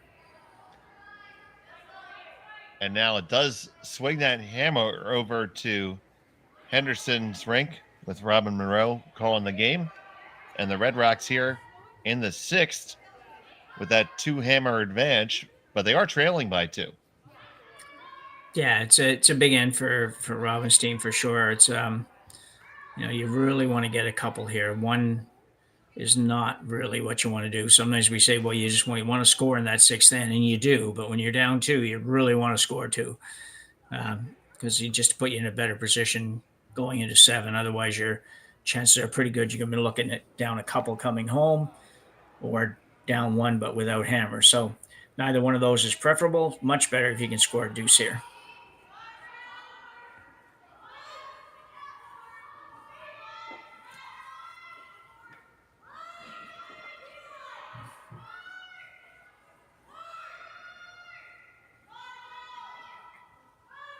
So you heard it here first. According to Jim Nix, it is easier to win when you have more points than the other team. That's generally true.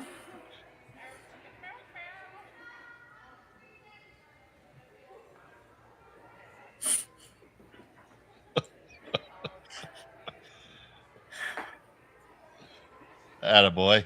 Yeah, we're getting better at this all along. Now that we understand how to keep score and all that.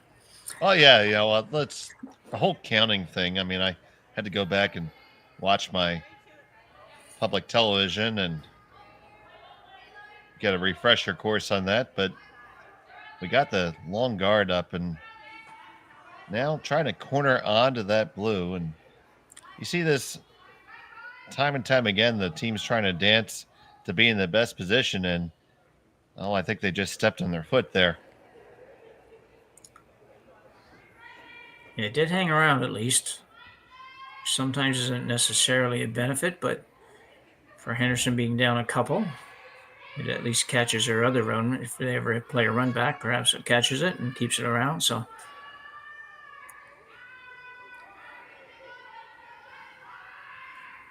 definitely falls under the I don't hate it category. Yeah. It's another great curling shirt. Yeah.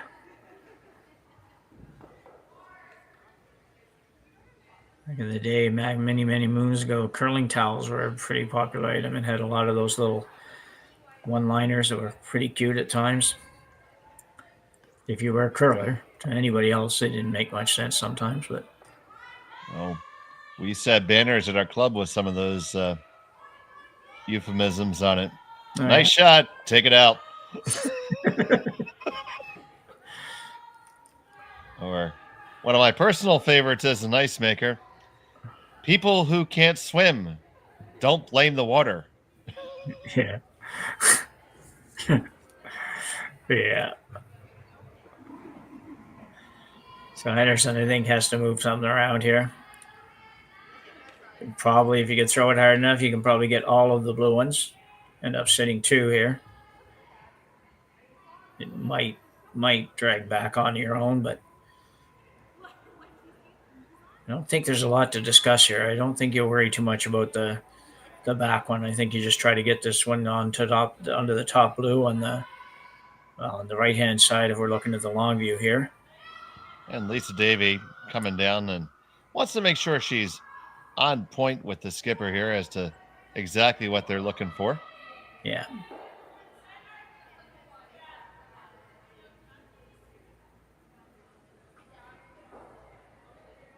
Certainly want to feel comfortable with what you're ready to throw. Yeah, and she's throwing this one, so it's that was interesting. Very often see a front end player go all the way down to be clear on that, but not a bad idea here. It's a big point in the game.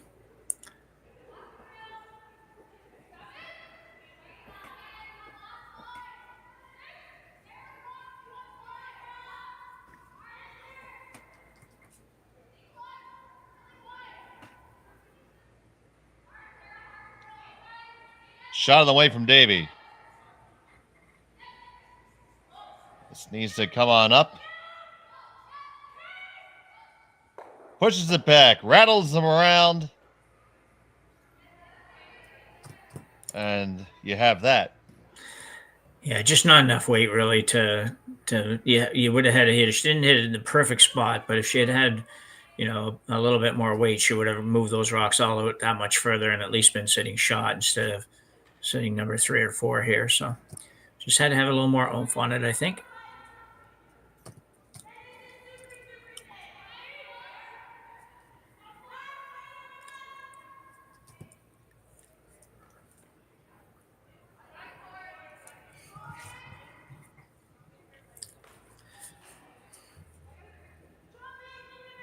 But I think even if I'm Henderson, I like the look of this better than I like the look of it a minute ago. It was just a little bit too much in the middle there.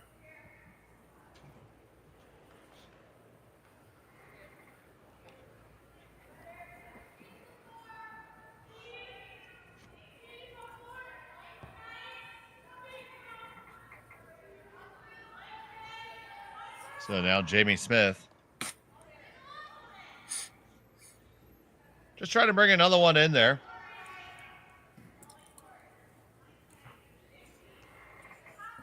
This falls into the category of the best guard is line 3. Yeah. A little bit deep. I see them reference the double takeout right away there. Yeah, it's interesting. You can also play the outturn through the port double, which sometimes you think the port's a problem, but really it's not really a problem there. And this might be a little bit easier actually than this one, but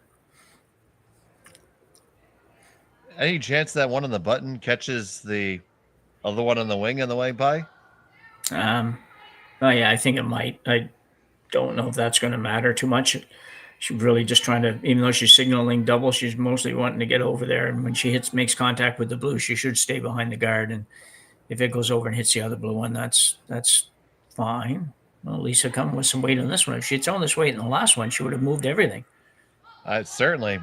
So it's definitely a club in the bag. She lets the big dog eat, gets 1 and 2, and there you do get that one out the side door.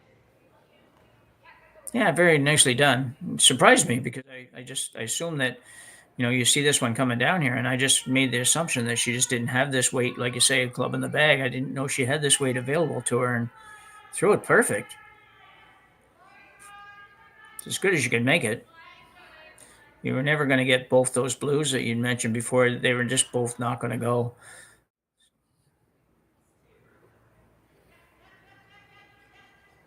So it does leave Henderson sitting shot stone on the back of the button. With the landscape much better than it was just 1 stone ago.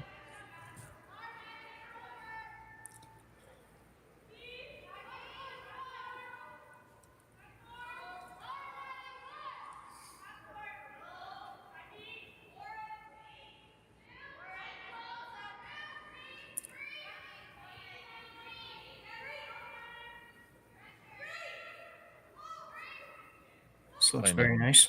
Yeah, nice little tap back. Moved it just a skosh. They lie 1 and 3.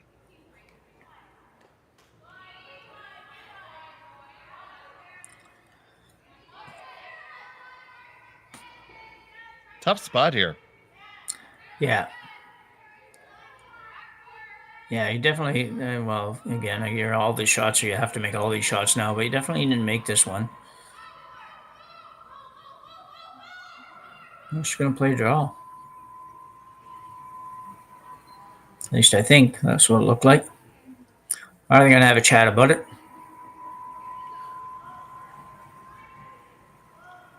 Now taking a look at the 2 rocks on the other side. Yeah, I don't think you can do much with those. You could. I mean, the double off the high one's there, but man, it's very tough. You pop this through the hole, you're going to roll out into the 8-foot, and you can pretty safe to assume Artichuk's going to play some kind of a hitch. You're not going to ignore it at that point. And that could be good or it could be bad, I guess, depending on where it ends up.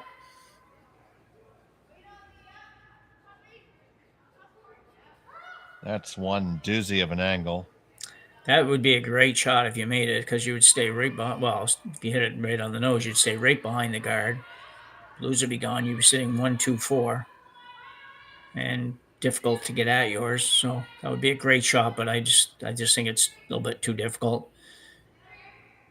Not worth the risk here. I think you can sit 2 with this shot fairly easily. Well, if you made that shot, Jim, I'd give you at least 42 attaboys. Attaboys, yeah. Well, you got 27 in the bank, so yep, you still have some left. You're not all in, at least.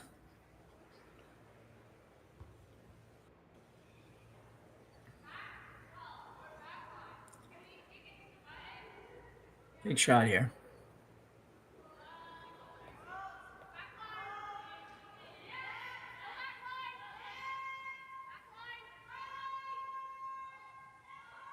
Haley Duff needs this one.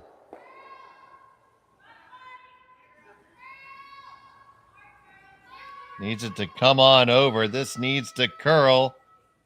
Needs to curl a little bit more to hang around nicely. Pop it just on over. Did you roll too far, Jim? No, I think that's fine. You were going to roll over there somewhere. You were lucky enough to stay for sit 2. So this is perfect. It's where the sweepers, they just can't give up. It looks like you're never going to get there, and then all of a sudden it starts to move, and if you're carving it over there, it really moves well if you're a good sweeper like these guys are. So it's a great shot.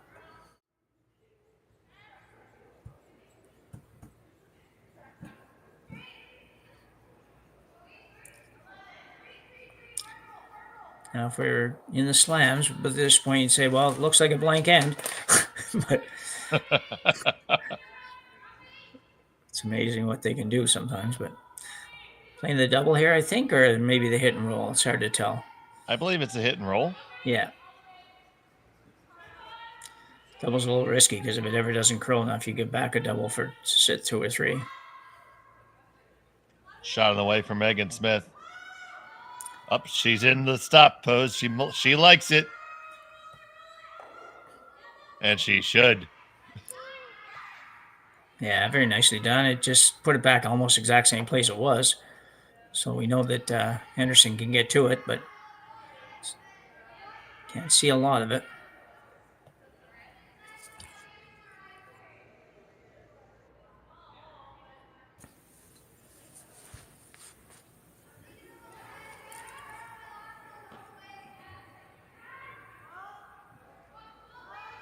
Teams are really trading shots now.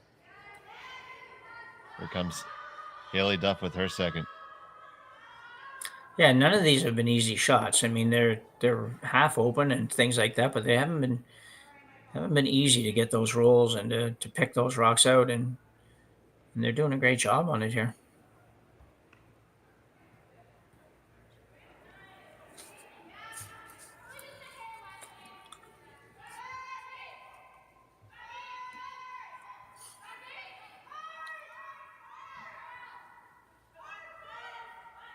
We have to walk this one over. Once again, you say it's never going to get there. It's never going to get there. Oh, gee whiz, it just got there. Yeah. Another good shot. She almost managed to touch that blue one on the way by, which she might have ended up sitting 3 if she had. That would have been really super nifty. That would have been spectacular, because that would have been, you never ever try to do that, I don't think, on that shot, because you run too many risks. And Jim, you're 100% right. It's not like any of these are triple inward, backward somersault dives with 4.5 twists. No. But they're all at least like a 2.7 degree difficulty or better. Yeah. Or do our I'm not sure what that number would be, 2.7. I know what you're talking about, but I don't know what's good. So I don't know what's hard and what's not. It's got to be difficult. Yeah, it's less than a triple Lindy if you ever watched Back to School. Yeah. Yeah. It's a little triple Lindy.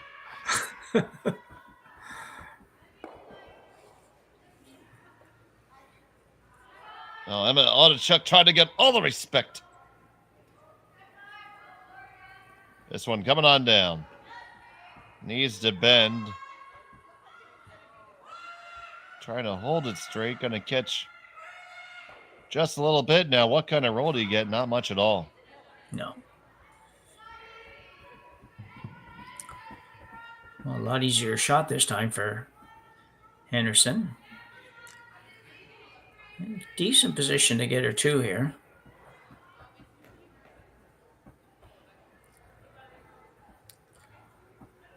Probably roll about maybe half to 2/3 buried would be good. I don't know that you even want to roll all the way buried, but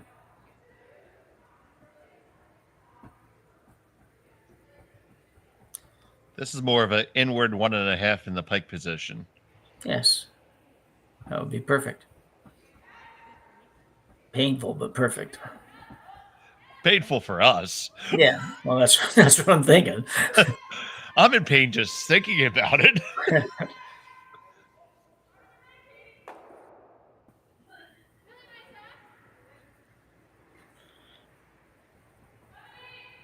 Robin Monroe.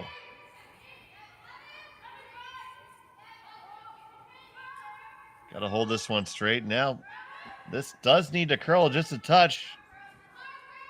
Trying to get that curl. Did you get enough? You hit, you roll pretty good. Yeah, ideally maybe a couple more inches, but that's not bad. Now, can you fire at this with parking lot weight, as you'd said previously, and make all those reds go? Yeah, I think you can. It does look like the angles work. It's just a question of whether you take it on or not. Yeah, it's going to be a little bit tough getting the top one to go, but it's certainly there, and looks like she's going to play this. It's not a massive risk because, I mean, you'd have to be really unlucky not to get rid of at least two of the reds, and at very least end up with Henderson having to draw the 4-foot for her second one. So, and on top of which, there's not a whole lot else. You're probably not going overthrowing the out-turn come around with her sitting 2 in the 4-foot, so, and a 3-1 lead. So this is going to be the shot anyway, so it's easy to commit to it. It's always easier to make a shot when you really believe in it. Yeah. Yes, for sure.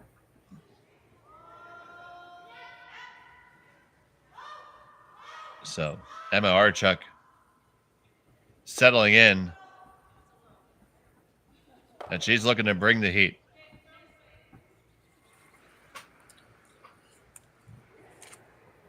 Her last of the 6.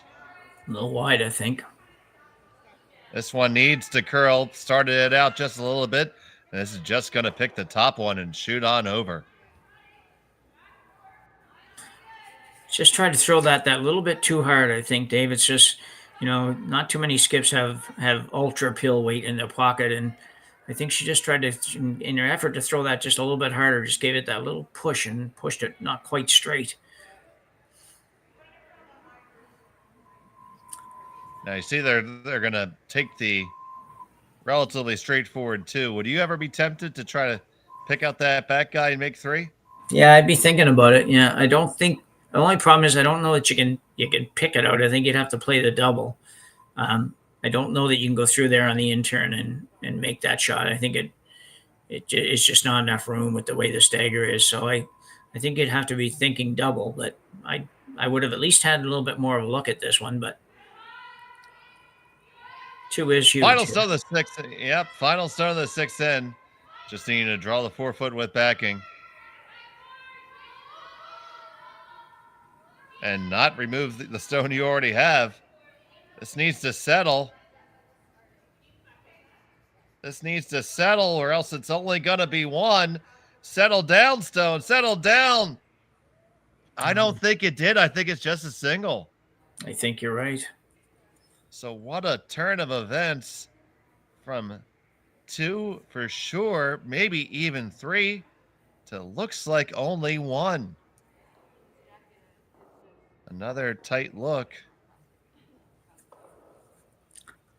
I'm willing to bet all the attaboys it's blue, though. Yeah, and you're right. And it is. So it's a score of 1 here in 6, and it's 3-2. We'll be back from North Bay right after this.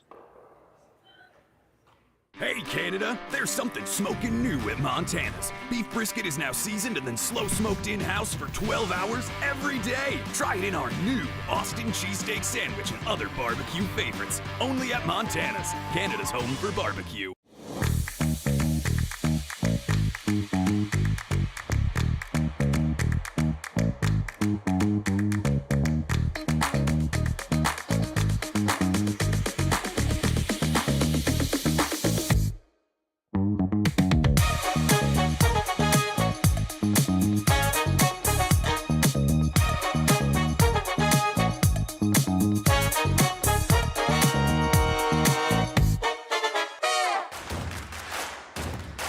Imagine being able to stream every curling game from every sheet from any event, be it your Wednesday league game, Spiel, or corporate event. Curling Stadium offers an all-inclusive streaming solution featuring high-quality cameras, ease of use, great reliability, and minimal installation. offering your sponsors customizable ad space on your streamed curling games and being able to sell video packages to your corporate events for increased revenue. With Curling Stadium, you can stream to any device, be it your mobile phone, tablet, or computer. Push the feed to your desired platform, be it Facebook, YouTube, or any other social media. Curling Stadium is simply the way forward. Where it's commonplace in other sports to televise every game, we want to do the same.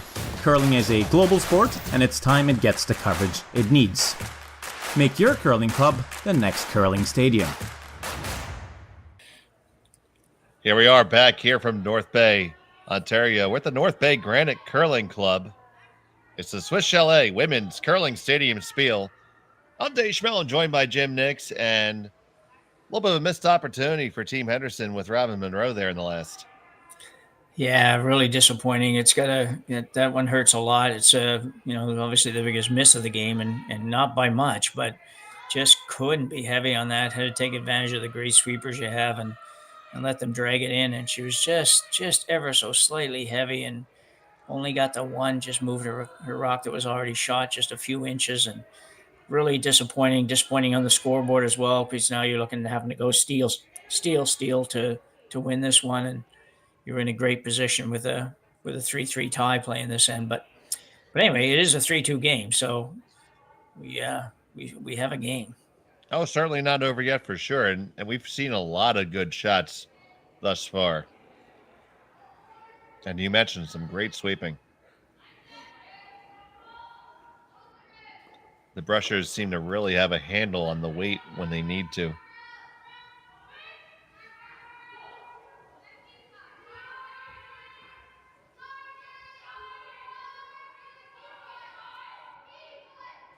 This Spiel sponsored by Swiss Chalet, celebrating 50 years this year.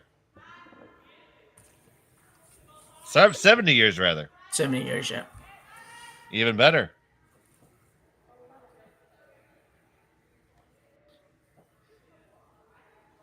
That's a lot of chicken. That is.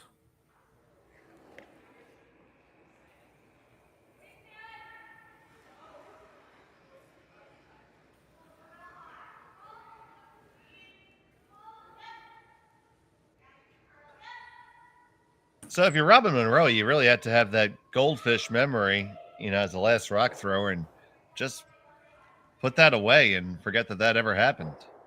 Yeah, you really do.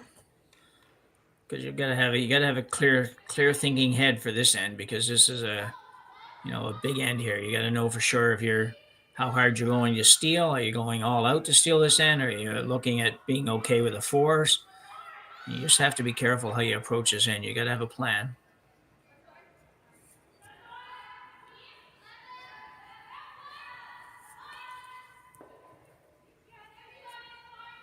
So they're going to play this hit on the in turn.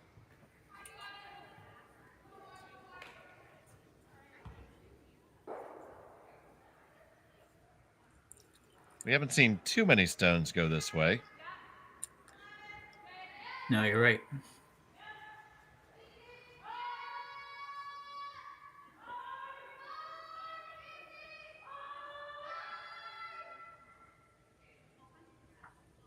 Looks like it does. Yeah, it comes right up to the nose. So you see that top biter there for Team Artichuk. I know it's early in the end, but you could really start to maintain some distance here. Yeah. That red guard is quite high. You can probably get around almost anything there.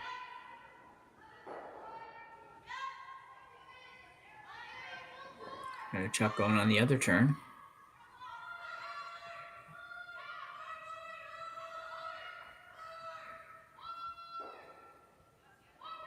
And there is plenty of green in between those two, as you billiards players might say. Yeah, it's interesting, too, that the two teams opt to going different turns here. It's, obviously just a personal choice, but rarely do you see teams that play almost exclusively inside out. And Jennifer Jones is the one that comes to mind as the top end teams that play the game more going inside out on takeouts than outside in. And not too many people do that. So it's interesting to see the difference here.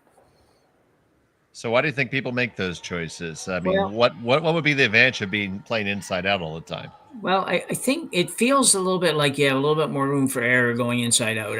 That's the way I think about it. I tend to play the game outside in. She has to get a little more of this one. And it's going to skitter all the way across the house and out. And I think the other part of it, usually, historically in curling clubs, that up until more recent years, the ice always curled more going to the outside than from outside in. And a lot of clubs, especially curling clubs, outside in is always a little bit delicate as far as what the rock would do out there. A lot of times it would go straight. Sometimes it would even back up a little bit. So I think occasionally somebody gets locked in on doing inside out, but Jennifer's the only one that I really know for sure that that the game is predominantly played. Takeouts are predominantly played inside out. When you have a choice, sometimes you just don't have that choice. So we see the center open up there. Yeah, I don't quite know if I get this call. I'm not exactly sure where she's putting this, but almost looked like a tight guard in front of the blue one to me, but I don't know why you would do that. That's what I saw too. So I was hoping you had more insight than me. No, it just doesn't. I don't know why, if you're going to go up here, you're not throwing I don't have any problem throwing a guard if you want to do that, although, you don't have to yet, but I don't have any trouble doing that. But I just don't know that I want to be over there. It's not going to get over there anyway. It's going to be kind of closer to the center line. So now do you go behind it? No, you're caught in between. If you're Artichuk, I think you're gonna get rid of that. It's close enough to being a center guard that I'm going to try to get rid of it. Be more than happy with a blank if you're Artichuk. Well, exactly, yeah. But I would have rather seen this Scottish team just come right around that if they wanted to, see what she does and go from there. Or just go with the center guard. That would have been okay too. I just didn't get that one. Yeah, sometimes you have to walk out there, put your hand out there and say, do you want to dance? Yeah.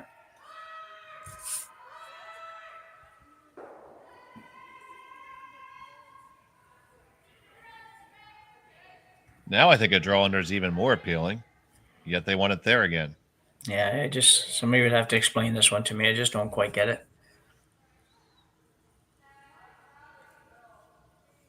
If you make this if you freeze on that blue one, she's just going to come around it, which maybe that's what you're trying to do, entice her. But if you're going to do that, you might as well just go now.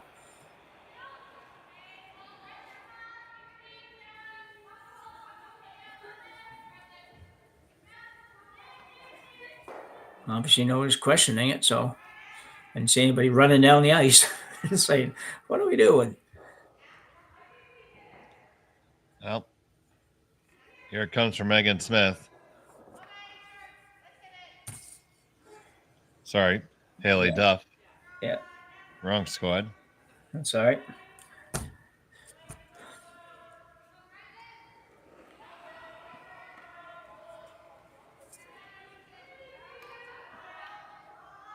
And we saw the first one hang out there forever. It's going to come down right where she called it. Yeah. Relatively, so. Yeah, I just don't know why you want her playing this shot. Like you said, only if to freeze to it later and tempt it. And she's not going to fall for it. She's going to peel it all out.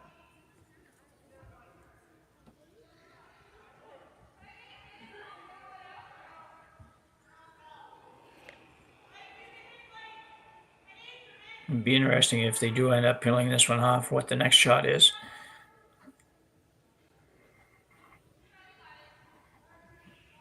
Megan's had a pretty good game, I think. Oh, I would say so for sure.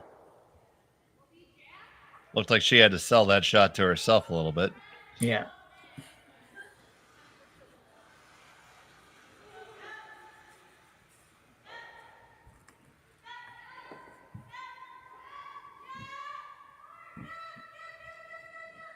They are going to make that peel and get the little bonus of putting a second biter on. But it does kind of hook them a little bit. So if you want to go underneath, I guess now would be the time to do it. Yeah, that's an interesting roll. I wondered when she put it down there if she could manage to put the other blue one on the rings, and she did. So that sort of creates a bit of a dilemma for the Henderson rink and what Robin wants to do. See here, at one point it looked like they might play the hit on those.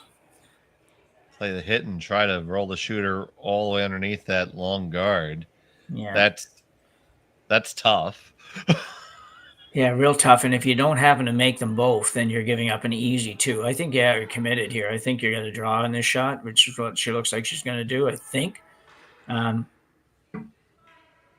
you go around, like you say, they did overlap a little bit. So if you can get it in there, might be a challenge might take 2 shots to get it out for Artichuk. A bit of an odd end.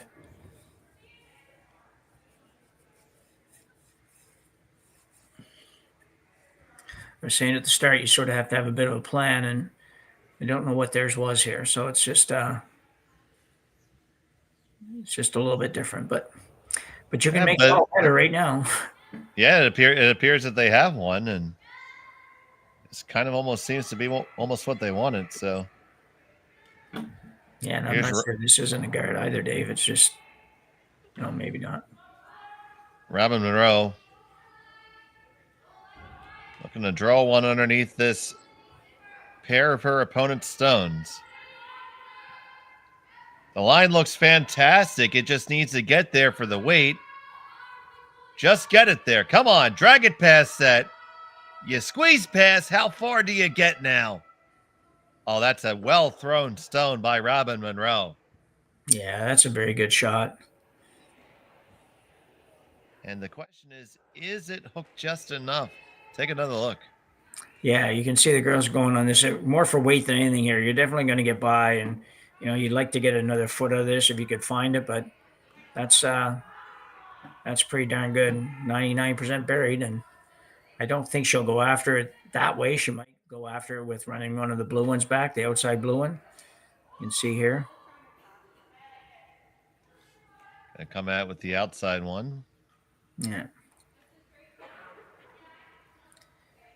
You could also play you could split those blues up if you wanted and play them with like a, kind of a backline weight and end up sitting 2-3 and force Robin to make sure she makes hers, or she's going to give you 2. Worst case scenario, you take your 1 and take a 4-2 lead to the next end. Nothing wrong with this either. If you make it really good, could be a real problem for the Henderson team. They'll play the same shot, but still.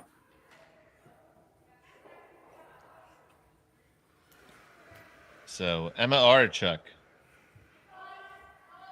looking for the short angle here. Hold the line, looking pretty good indeed, and it rolls well open. I think that's a ideal roll. Yeah, it is. I think it's a pretty much perfect shot. You'll see here. These teams have played so well today. It's not a bit of a surprise to see her make this well. Just a little bit of sweeping, not a lot. Megan Smith in the house called it perfect, and it rolled rolled the target rock well over. Sitting 2 now, and really going to be difficult for Henderson to avoid a deuce.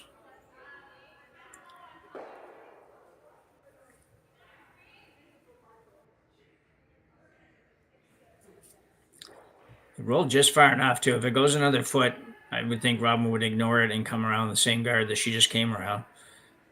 But it's hard to do that with where this one is. Robin Monroe needs a hit and a perfect roll to avoid giving up 2 here. This needs to curl on up. It's going to be close. You get the hit. Now straighten it out. Roll it over. Did you let it curl too much? I think you did. Yeah, it definitely did. It's as I mentioned earlier, you have to hit less of those rocks than you really think you do. She probably need to hit half an inch or 3/4 of an inch at least less of that target stone to to get that roll. So Emma Artichuk hit and stick to get a deuce.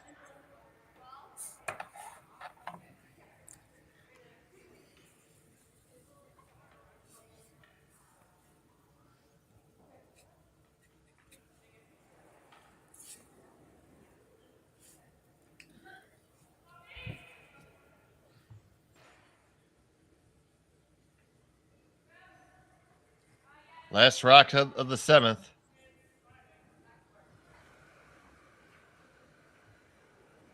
To take a 3-stone lead coming home.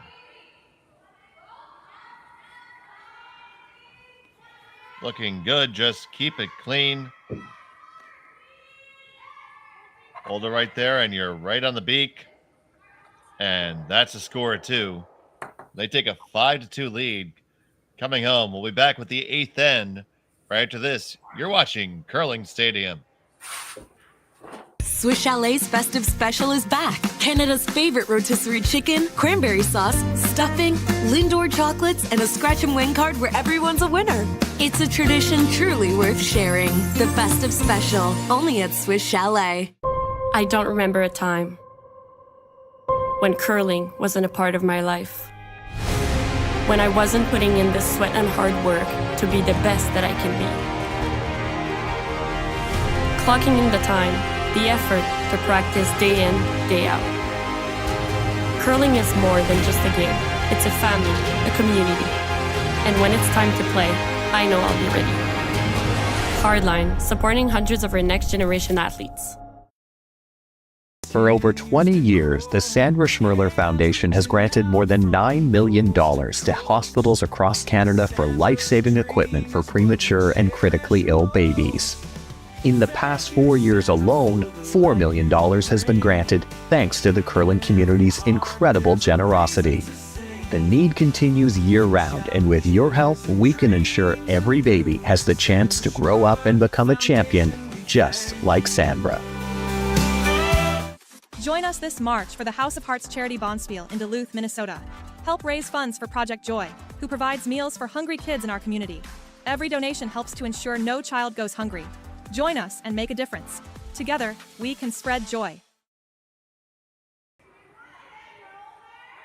We're back here in North Bay at the North Bay Granite Club. It's the Swiss Chalet Women's Curling Stadium Spiel.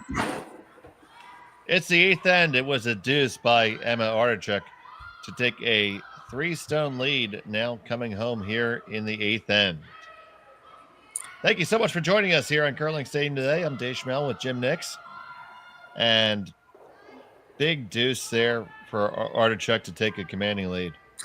Yeah, really impressed with this team. Impressed with both these teams, especially Henderson's team, because they're playing without their skip. And Artichuk just threw 2 really nice shots. I mean, the first shot, that angle raise takeout, was a great shot. Put perfect roll with it and worked out really well. And the second shot, really for just an open shot, not a very exciting wide open takeout, but she threw it, just nice, easy control weight.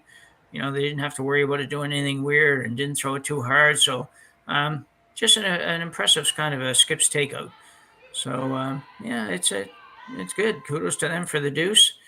I thought Henderson played a bit of an odd end in my mind, but at the end of the day, she almost pulled it out. So did what she did. So it will be an uphill battle here for Team Henderson. Yeah, 3 is tough. 3 is doable, but you've got to do everything right, and not quite there yet.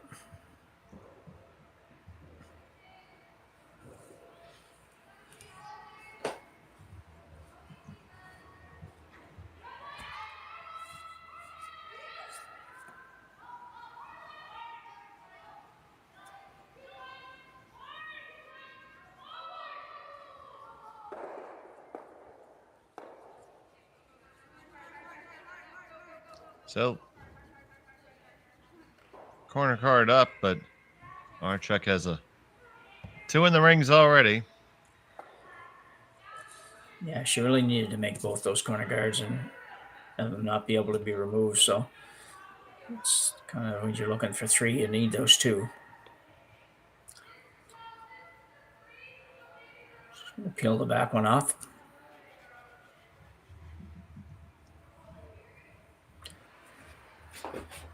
It's not an uncommon strategy sometimes. Some of our viewers might be wondering why you'd ever do this. And it's just, the rock's behind the tee line. It's not really going to help you. You have a 3-point lead.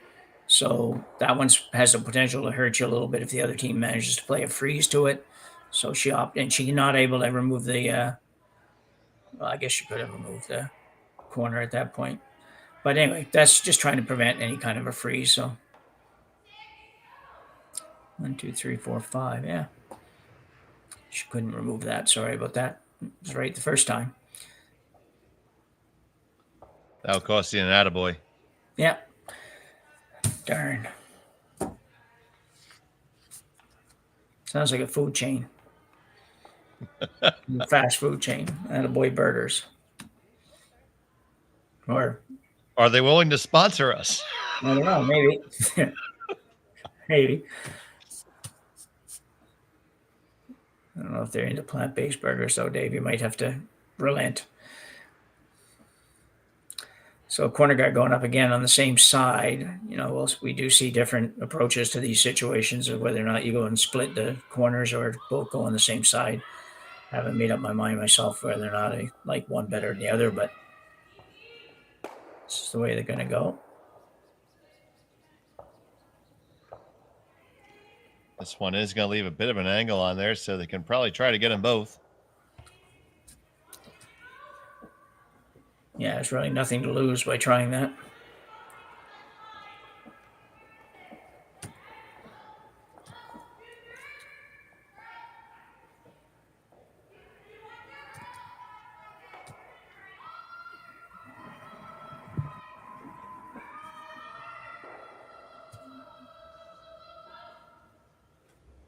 So here's Jamie Smith.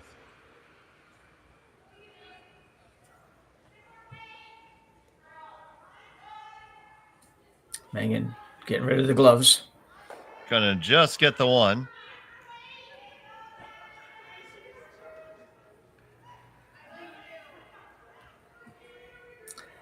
That's okay, though. It's as long as she gets rid of one, she's good. She just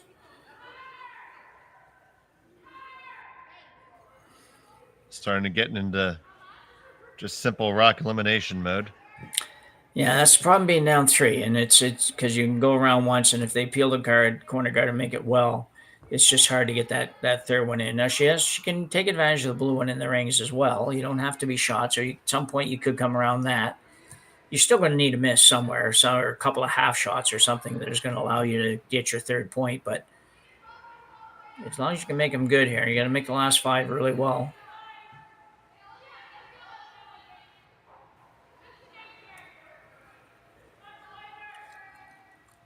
So here's Lisa Davey putting the guard back up.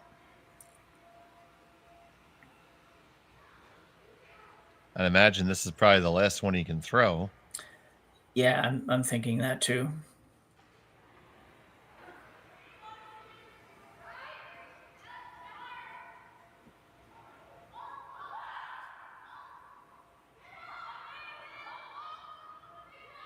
Angle probably even a little bit easier for a double peel here, but really just getting the one is the most important.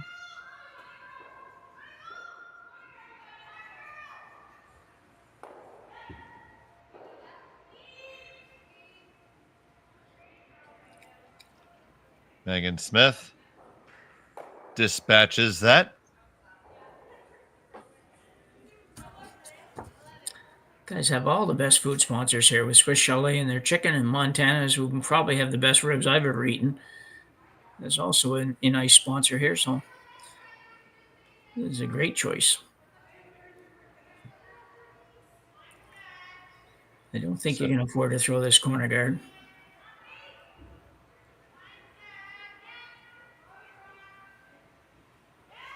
Rob would like a timeout. I think that's what she's trying to signal, but I think so. Yeah. Even if you don't bring a coach out, you might as well take it and talk about it from a little closer range. Yeah, I haven't seen any time clocks. I don't know if we're on the clock at this Spiel or not. Yeah, I don't think so, but I think they use that, like you say, predominantly for coaches and whatnot to have a chance to come out. But now, you see the indication they're going to throw the opposite corner guard. yeah, but then you're only going to have 3 to come. So you're going to go around one corner. And if she peels the corner, you go around the other corner, but yours is going to be wide open. So I'd come around this corner right now, and when she peels it off, then I'd come around the blue one. And I might have to come around the blue one again and make it double or triple on my last shot, but I might have a shot. I don't know that you're going to have a shot here. You need a complete miss on the peel. Could also freeze to the blue one would be another shot that you could play. This one's going to be very tight to the rings, if not on them. So the corner guard being asked to go away here.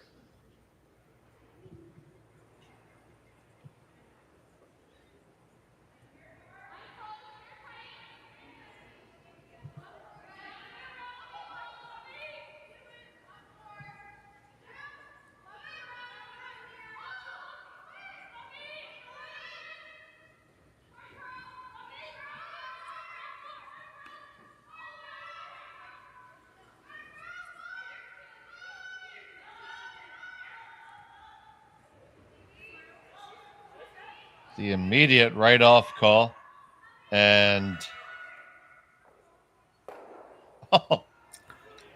ticks it over a little bit, and there's your crack in the armor. Yeah, that's another announcer's curse on Megan there, but that does change things.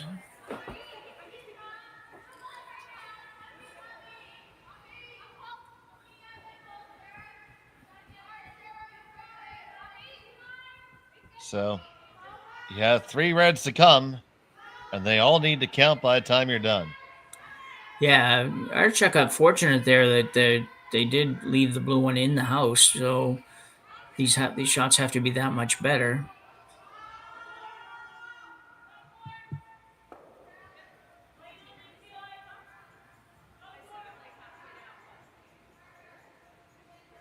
You got to go back with this.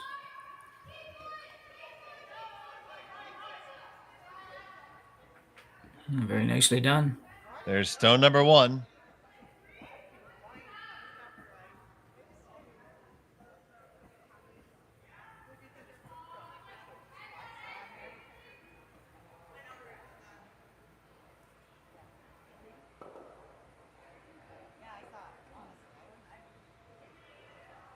Just peel, or are you going for the run and finish it right here? Well, I think she's going for the run. I think you got to be really careful with that idea. You can never take the chance of just running this straight back and guarding the rock in the house if it stays. So you got to make sure that you're aware of that and don't get too greedy on the shot. But well, she just moved to the intern side, so might be a slight change of plans there. Yeah. If you just a straight peel, you're going to have a wide open hit to win the game. So here's Artichuk with her first. Will she get the whole kit and caboodle? On it. Oh, just passed. And he did leave that guard. Yeah, that's the problem. I just don't think it makes sense to do that. It's always tempting, but ever so close to ending the game right there. Missed it by just a millimeter on the way by. And now we have timeout called here by Team Henderson. The coach is going to come out. Clancy Grandy is the coach of this squad.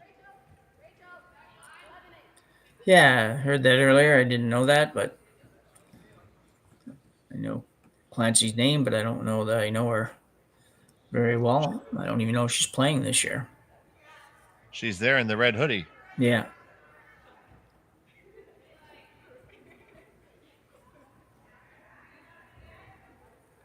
So, if you're Clancy Grandy, what advice are you giving? Well, I think that if you think the outturn hit poses a little bit of trouble for Artichuk, then I'm coming around this corner guard on the left as we look down the sheet. Otherwise, I'm coming around the blue one on the outturn and trying to tuck a corner in there. Right there, basically, where she just put it. You can get there on the in-turn, but it just looks like be easier on the out-turn. And the idea there is that you're hoping a run attempt scoots by. Yeah, and you know, you protect that back one a little bit while offering both rocks up a little bit. So, you know, if you can just Christmas tree it a little bit, you know, there's a possibility they only hit an inch of it or inch and a half of it, and maybe it doesn't go out. But if they hit an inch, they're probably going out. So maybe you got to hit a little less. Anyway, it gives you a little bit of opportunity. And she's going that way. I don't know exactly where she's trying to be, but I just don't want to go on the intern. I just don't want to bump that red one at all because I don't want to make that shot any easier than it is.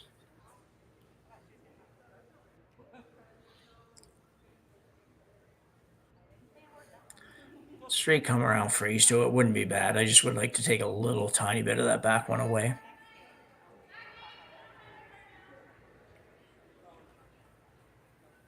So Robin Monroe with her first of the 8th.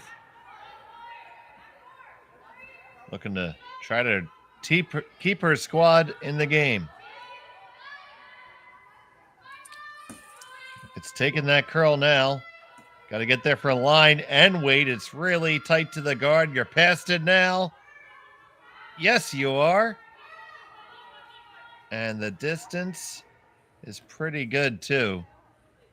Yeah, that's a great shot. You know, you really, you know, for me, if you were going to be perfect, it would have just been, you know, 2 more inches over. But still, good shot. She's playing the run anyways. I thought she might just go after the back when it looks like it's half open or so. But probably from the right-handed hack, it's maybe a little less than that. So, and we know she can make these. We saw one a couple hands ago. It was much harder than this one. This one's just a nose hit. So, but just a nose hit for the game, kind of, so it makes it a little bit more of a challenge. Emma Artichuk. Run her own back for the win.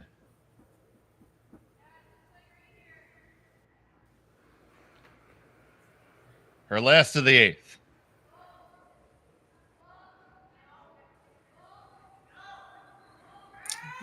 They're watching it. This needs to curl up just a hair. Runs it all the way past. Oh, no.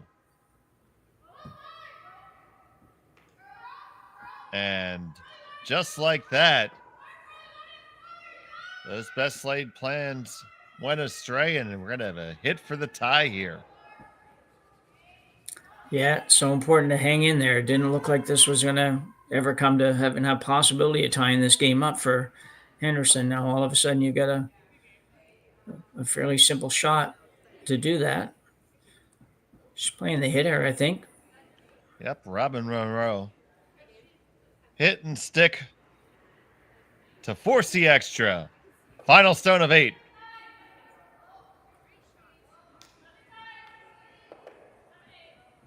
The brushers like it. The third likes it. And so does she. And we're going to have bonus curling here from North Bay. 5-all. We'll be back with the extra right after this. You're watching Curling Stadium. I don't remember a time when curling wasn't a part of my life. When I wasn't putting in the sweat and hard work to be the best that I can be. Clocking in the time, the effort to practice day in, day out. Curling is more than just a game. It's a family, a community. And when it's time to play, I know I'll be ready. Hardline, supporting hundreds of our next generation athletes.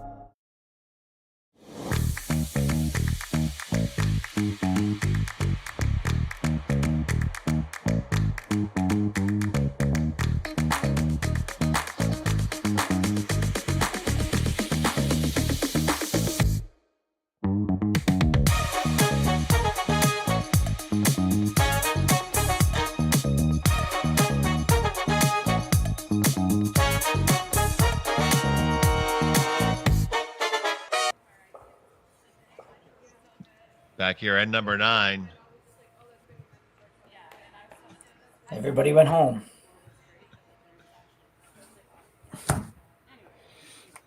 It is an extra end here at the Swiss Chalet Women's Curling Stadium Spiel at the North Bay Granite Curling Club. Dave Schmel and Jim Nixon, if you got here early, you're going to get a bit of a bonus here today. A big 3 by Robin Monroe for the Henderson rank to force this extra. Yeah, it kind of came out of nowhere, Dave. It didn't look like it was developing that way at all. And then you had one missed peel, and all of a sudden the second guard went up. It turned out they didn't really need the second one, but they did throw the second one. And then you had a attempted run back by geez, I lost the name here. Artichuk. Yeah, by Emma Artichuk. And and it just and so close. I mean, it was probably what a millimeter or so away from making that shot, ending the game. And twice the first attempt too. Yeah.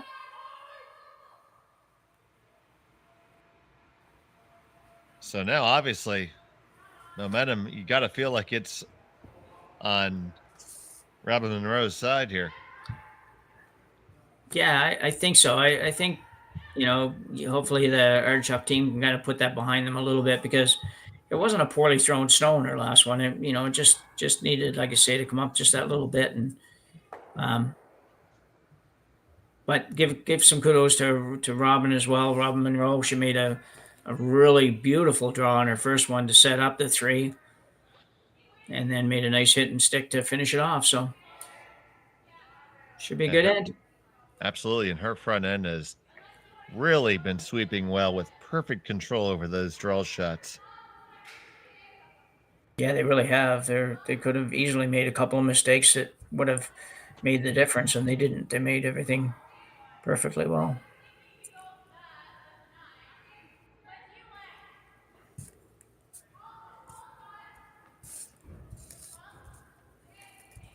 So now Artichuk has to forget that happened and realize you're not in a bad spot. You have the hammer coming home here. Just need to find a way to squeak out a single.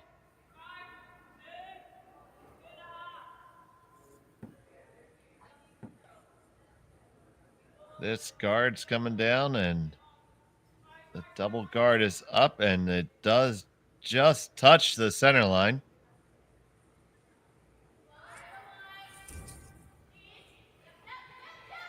So it can't be moved. This is where you see it's where you see the no ticker will really become a thing. Yeah. I thought she might have played the tick on the first one. It just it looks like it's off the line, the one that's close to the rings, and I thought she might play that, but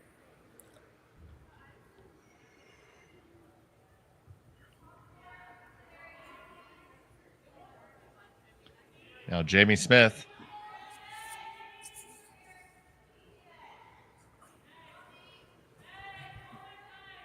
This one seems to have plenty of weight.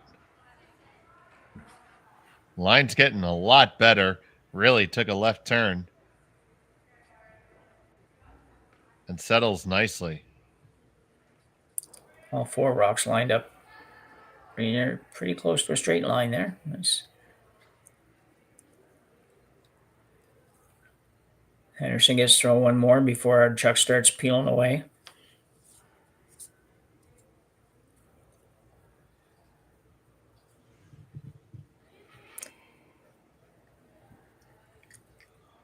And they're electing to come on down to the 4-foot here.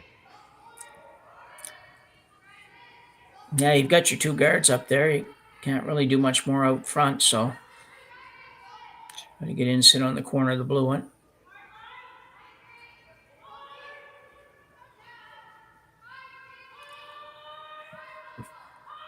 Look at the ladies drag that down. Once again, right in a line.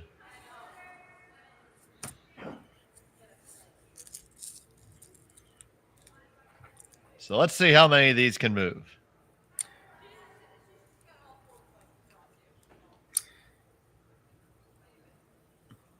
Certainly getting the 2 guards would be a big plus.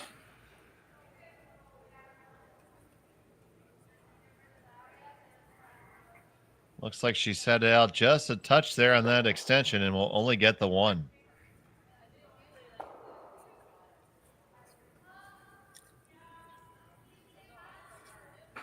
Artichuk does have that rock in the 4-foot, which is in a really good spot as far as what Henderson has to do and what she can do. But for now, get another guard out there.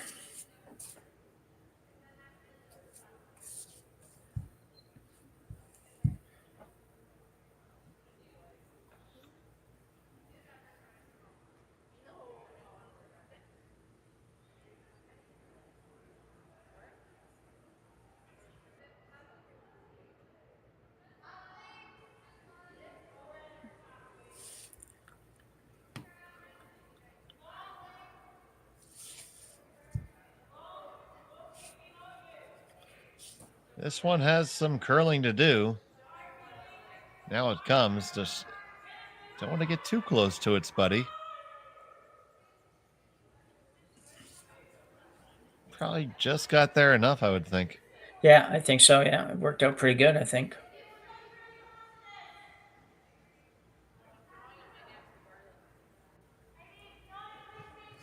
Like you said, Artichuk does have that control rock there. But Monroe can't force the issue quite yet. Looks like the straight peel here, too. Looks like just a single she's going after.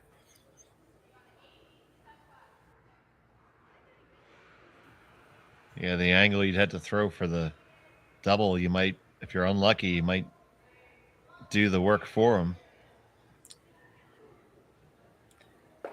Yeah, it definitely could have happened. And now we lather, rinse, and repeat.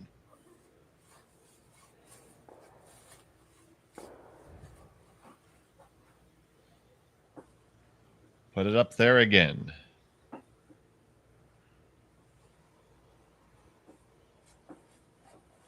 Haley Duff called on for the guard. And like we said, it's not just lob a guard up. These have to be good.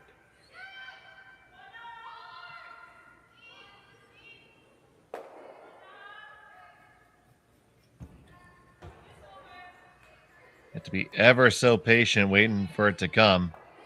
Now it takes the curl. You're across the hog line. Now it's all about lining them up just right. I really like that one being really long. Yeah, that's very good. No chance of any doubles. Yep, has to be the single peel. And that is such a tough shot, especially late in the game. It might have some fudge spots and just trying to lay it over the hog line. Yeah.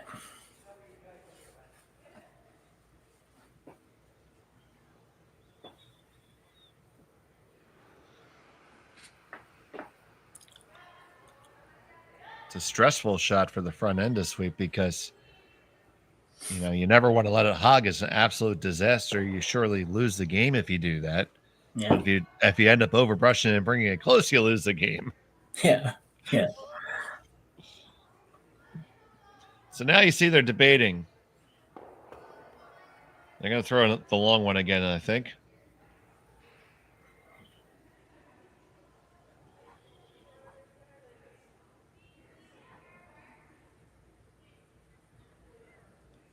Now here's a good lesson to your newer skips at home.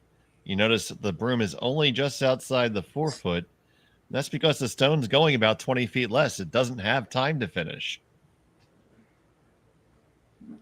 Yeah, exactly. If you were going to try to draw the button here or draw the T line here, you'd need another foot of ice there.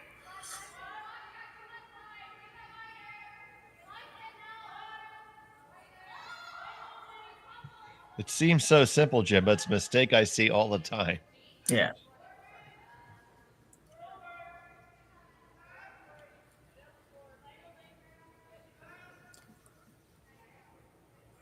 Doing a great job of throwing this guard up, though. Yeah, Another good spot's going to force another single peel. They're leaving it just on the correct side, too.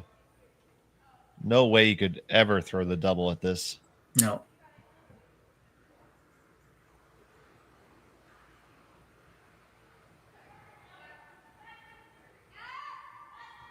So Megan Smith on the peel. She gets it, no problem.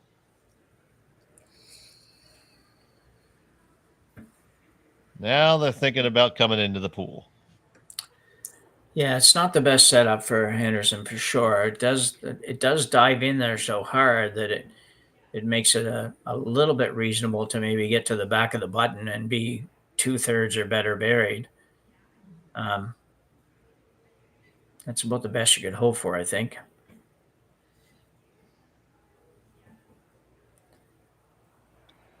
Yeah, because you're never digging the shot rock out. No. No, the only way you'd ever do that is play the double raise takeout on the reds, and that would be difficult to make that work well. And you'd only have barely the top of the 4-foot rather, and just be way, way too hard.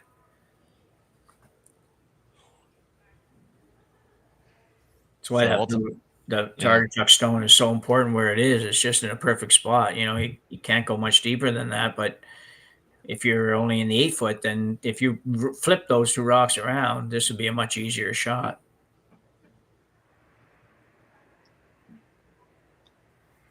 So if you try to make this just right and force the big hit back and hope there's something left for you. Yeah, that's all you can do. Robin Monroe. They're on this one hard to hold the line. This has got to get past the rocks, and they are going to be on their own, I believe. So did not get there.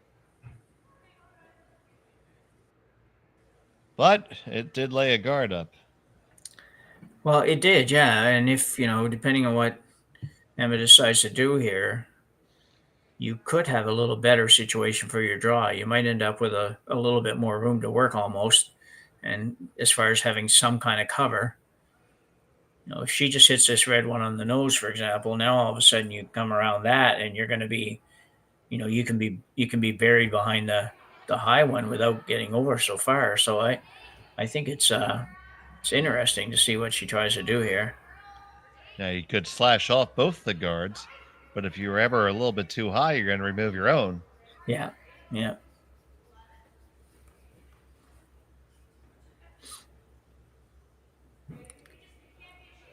don't know that she's trying to make the double here. I thought she might, but it looks like she's trying to. I thought it looked like she was going to say, well, let's hit it on the center line side and roll across. Looks like she wants the double.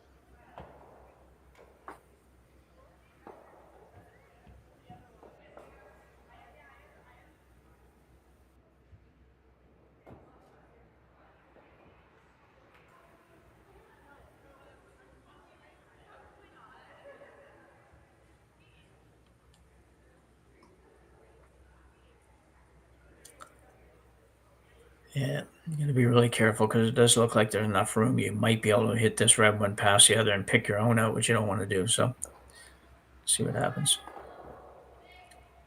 Artichuk with their first in the 9th. Looking to clear these both off.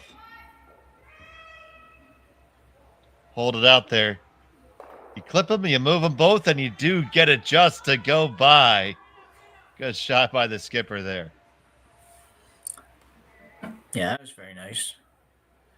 See it again here. Not excessive amount of weight, just a normal takeout. Had the wherewithal to know they had to keep it straight. Just made it my own. Yeah, just does make it.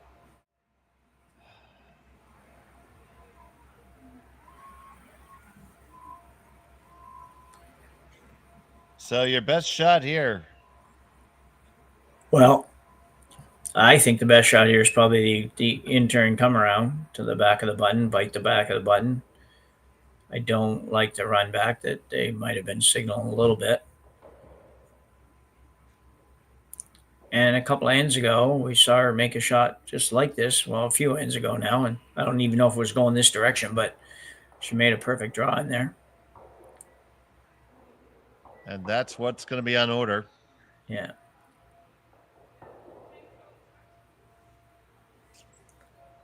It will force her opponent to a tough one. Yeah, I mean, it looks like you might think, well, the out turn, I have a little more room in the out turn, but you do and you don't. You don't have any extra coverage. At least this way, you have the red one's a little bit giving you a little bit of protection, and it's a little bit more in the thrower's eye than the other side. So I definitely like this turn.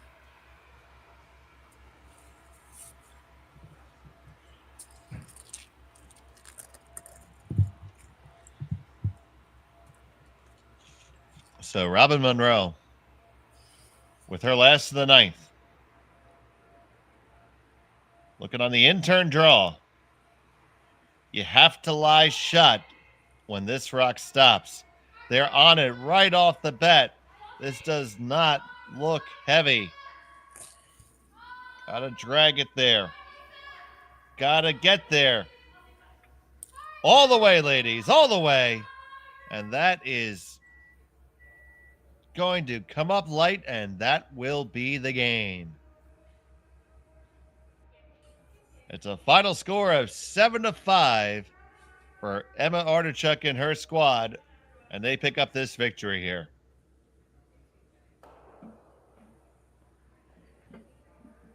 I thought overall, Dave, very good game by both teams. Yeah, there's always going to be some misses, but I thought both teams played quite well, and in a very difficult game, very tight game, and pleasure to watch that one. Absolutely, and it will be our pleasure to bring you even more action coming up, scheduled in just about half an hour. We'll see if the ice can get turned that quick. But for right now, I'm Dave Schmel with Jim Nix, Connor Sims on our production. Thanks for watching Curling Stadium and the Stadium Sports Network. Have a great day. I don't remember a time when curling wasn't a part of my life. When I wasn't putting in the sweat and hard work to be the best that I can be. Clocking in the time, the effort to practice day in, day out. Curling is more than just a game. It's a family, a community. And when it's time to play, I know I'll be ready. Hardline, supporting hundreds of our next generation athletes. 'Tis the season to enjoy Swiss Chalet's festive special. Canada's favorite rotisserie chicken, cranberry sauce, stuffing, Lindor chocolates, and a scratch and win card where everyone's a winner. Your favorite tradition, the festive special. Only $17.99, only at Swiss Chalet.